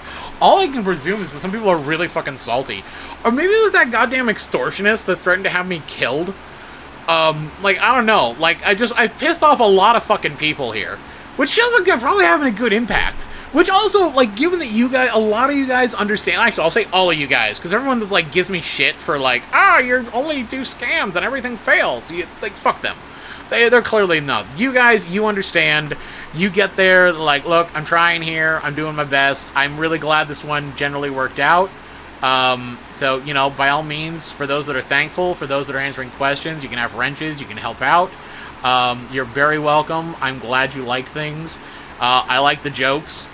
I'm sorry, it's a little hard to tell in the text when he's joking or somebody's, like, fudding and trying to, like, psych me out. So, you're all good. So, cool. Great. It's been a long couple days, alright? Like, I got up, like, What did I get up? I got up like 6 a.m. Saturday morning, and I haven't slept yet. So, I've just been busy, and I haven't really felt the need to sleep. So, maybe that's why I'm a little frazzled and not quite got my energy. Just so much to fucking do. But you know what? Next one up, that should be Hippo. They're sending their stuff over. They said they're going to send it over before they deploy. I'm going to double check and confirm with them to be like, look, hey, can we try to do this one properly? Take some time. Could you please not deploy until we have a chance to go over this? I'll do it ASAP to try to account for that. But, yeah, there you go. Go for it. Get in if you'd like. Other than that, man, full day, very busy. Thank you all for joining. I am definitely going to have to go. I got so much to tend to, and I'm just also tired, to be honest. So, thank you, everyone. I'm glad it worked out. I'm glad we did not watch a rug pull or anything happen. I just wish we could get better communication. I know the devs are very busy. It's just like, I wish they could do some better communication here. And I wish we just generally had better systems overall, for fuck's sake. But whatever. Anyway, do I have a link for them? You know what? Let me just pull them up, and I'll drop that real quick. Hippo.finance. Oh, right. Sorry. They changed. Let me bring up the Twitter. I apologize. They have two Hippos, one for the classic and one for the new. So let me confirm which one we will be dealing with. Pardon me here as I pull up my Twitter to definitely get that here.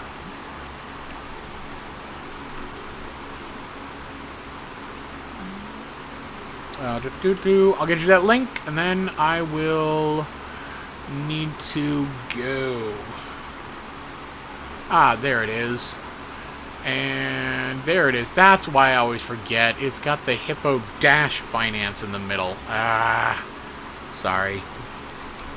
There you go.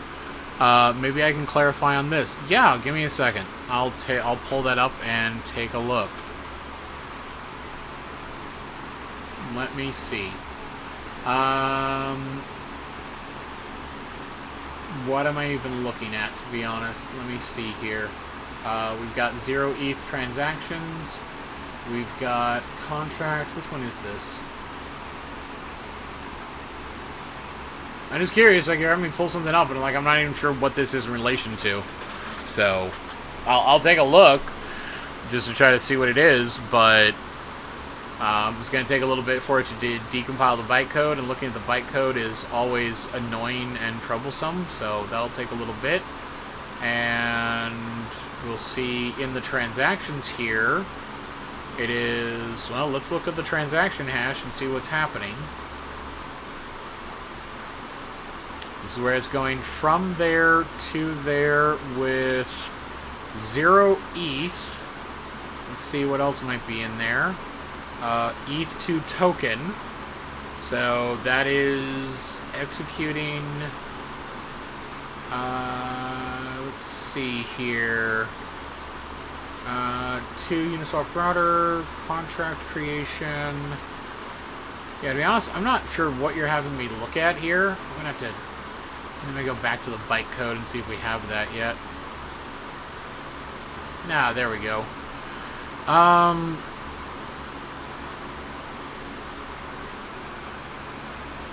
Let me see. Hugo. Oh, wrong link. Okay. No, I understand. No problem. I got it. You posted the wrong link. Totally happens. I do it all the time myself. Cut and paste doesn't quite work.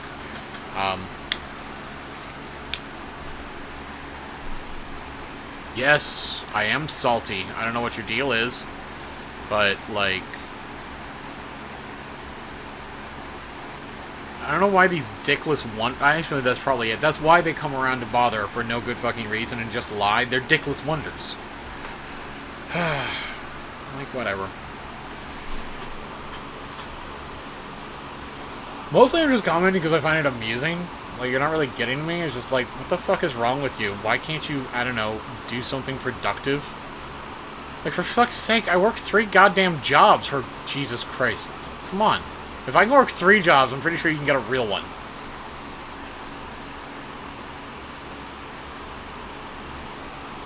Pardon, there's a delay there, Hugo, so, like, or Higo, so, might be a bit of delay there, so,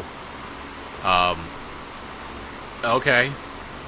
Would you like to point to any evidence that I have scanned people? Please, if you have any evidence, I am happy to discuss it. I am happy to go over it. I'm happy to try to give an explanation or justification, but, like, I'm not sure where I'm seeing the scams. By all means, if you think there's a problem with my work, I am happy to accept legitimate criticism, but I'll need evidence of what you claim is a flaw in my work. I always do that. In fact, that's how I got to know Deadface. He pointed out and he's like, hey, you made a mistake over here. I'm like, you know, you're right. I did not have proper control over that situation. I was not able to manage, because I just don't have control over these things. And now we're working together.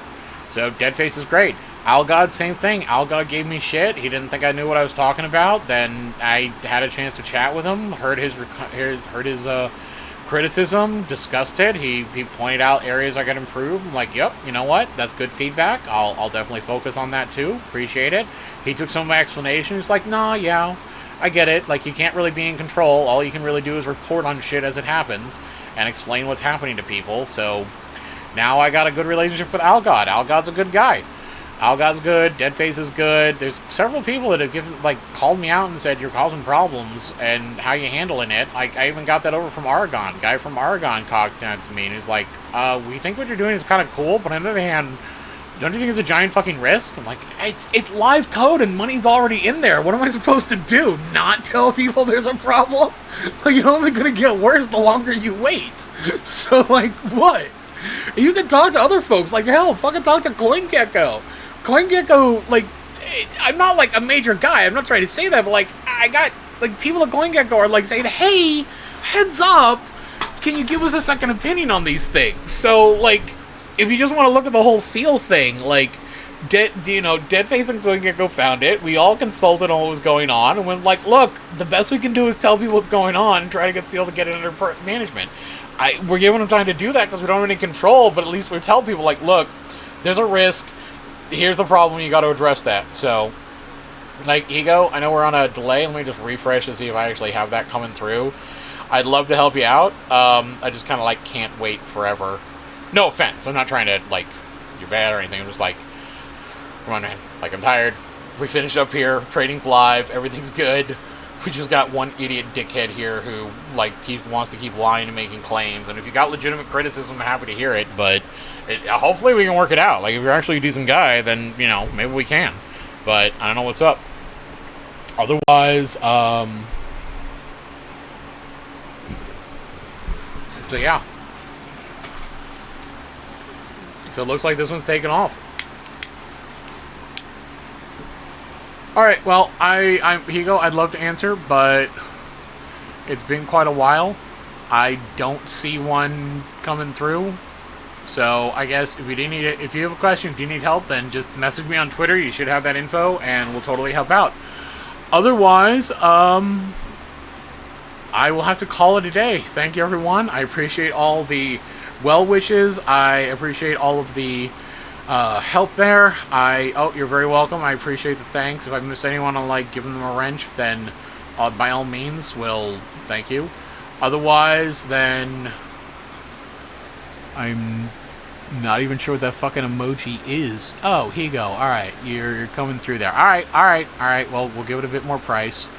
You bought 8x the price. Okay, cool. I hope that was good. Sorry, I'm not much of a trader. I don't have a link. That's what I'm getting. You said you posted the link twice. I took a link here, and I believe that was the one that you said, like, here's the right link. I don't see any other link, so okay. You claim you posted it twice. I don't see anything from you. I don't have anything coming through. I'm not saying it's like your problem. I'm just establishing, like, sorry, I don't have it. You could try messaging me on Twitter with it, and we could try fixing it there.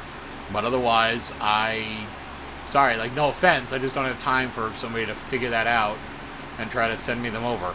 And I certainly don't need to bot 8x the price. Sorry, like, not much anyone can do about that. That's just life.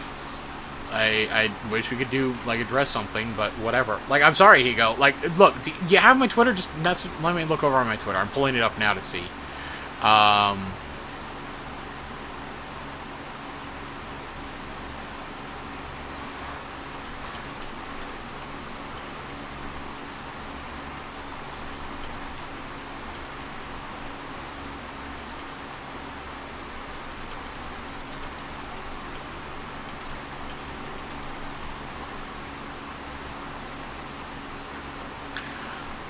So we'll just give it a chance. Okay, I understand. Thank you very much for being understanding there, Kigo. You know what? Let me make sure you got the link to my Twitter. I would hope you do, because like most people come through there. But, you know, at the very least, there it is. Go ahead. Let me know over there. If it is something you want to check on, you can message me to the link there. I'll try to help you out directly in that regard. But otherwise, great. So, fantastic. Congratulations, everyone that was in there. I'm glad you're all going to make a profit. Kudos to you in that regard. Stressful. I do wish there was better communication, but overall, you know, they got it in, so be it. Wait, here we are. Hold on, we got the link on there. I got it. Let's go ahead and take a look. Thank you, Higo. Hold on, let me pull that up and try to explain what's happening here. So we got a transaction. We have a contract. Yes. This is... Alright, so what the self-destruct means is that the contract destroyed itself. When we go look at the contract details, so again, it interacted with this. So from here, it came from this address here. Now, this address is just sending shit out. Let's see here. It looks like just a regular wallet, not a smart contract, because there's no contract entry there. So, looks like it came from just a standard wallet, but that doesn't mean a human was involved. That just kind of means that, like, you know, it is a wallet. Programs can use wallets. It interacted with here, where... Yep, tried to, did the contract creation and tried to do that. The contract creation was 8 hours ago, and then it kicked off right there. In completing that, it completed a self-destruct. So let me see here what we can have.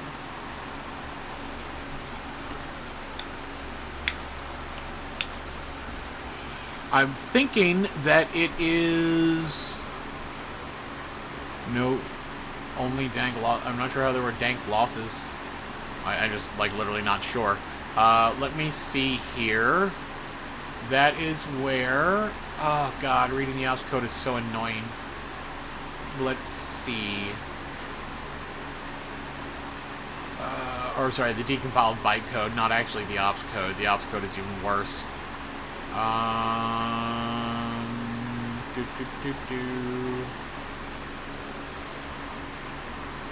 Yeah, it looks like... It looks almost like this is a... Yeah, from the way this is set up, it looks very much like this is a automated trading contract where it basically just executed a bunch of transfers. It transferred from the... Yeah, it transferred from the contract that had it, the ETH that contract held. So basically a... Double check here. Yeah.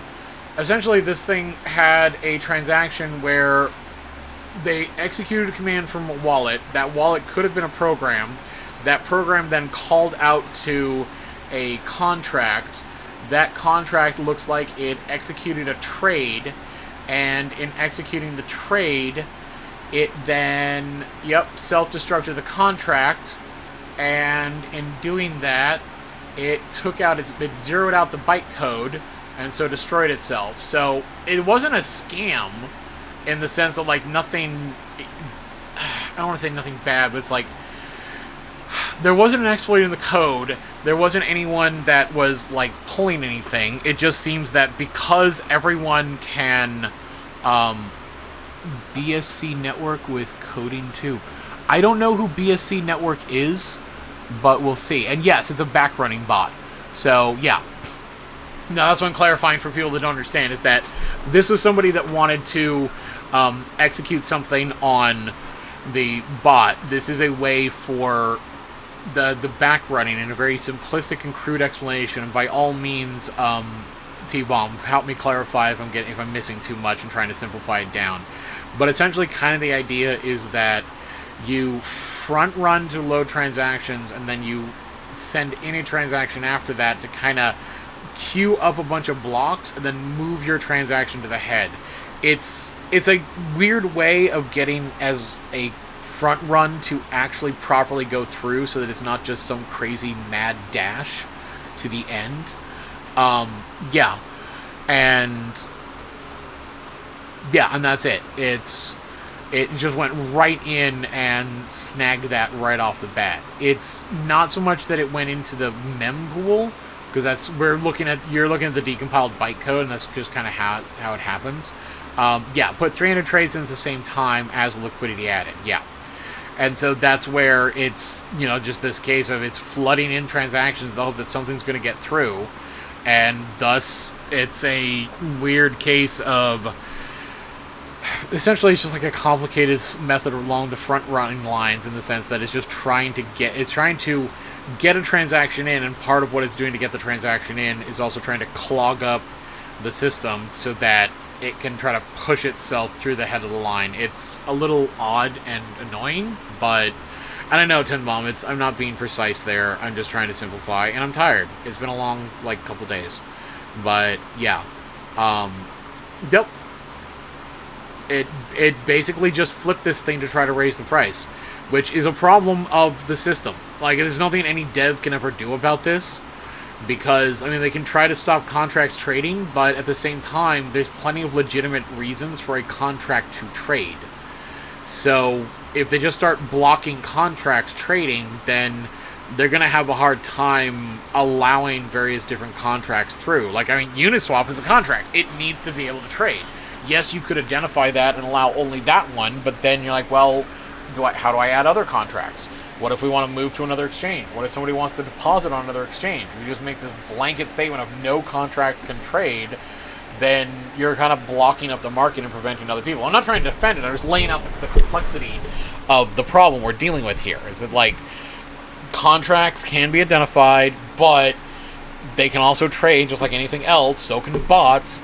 We don't really have a good way of identifying them, and unfortunately, because of the way Ethereum works, it's just life, unfortunately. So it's annoying, but what can you do? And it especially happens in cases like this, where people know, roughly down to the second, within a window of time when things are happening, and thus are I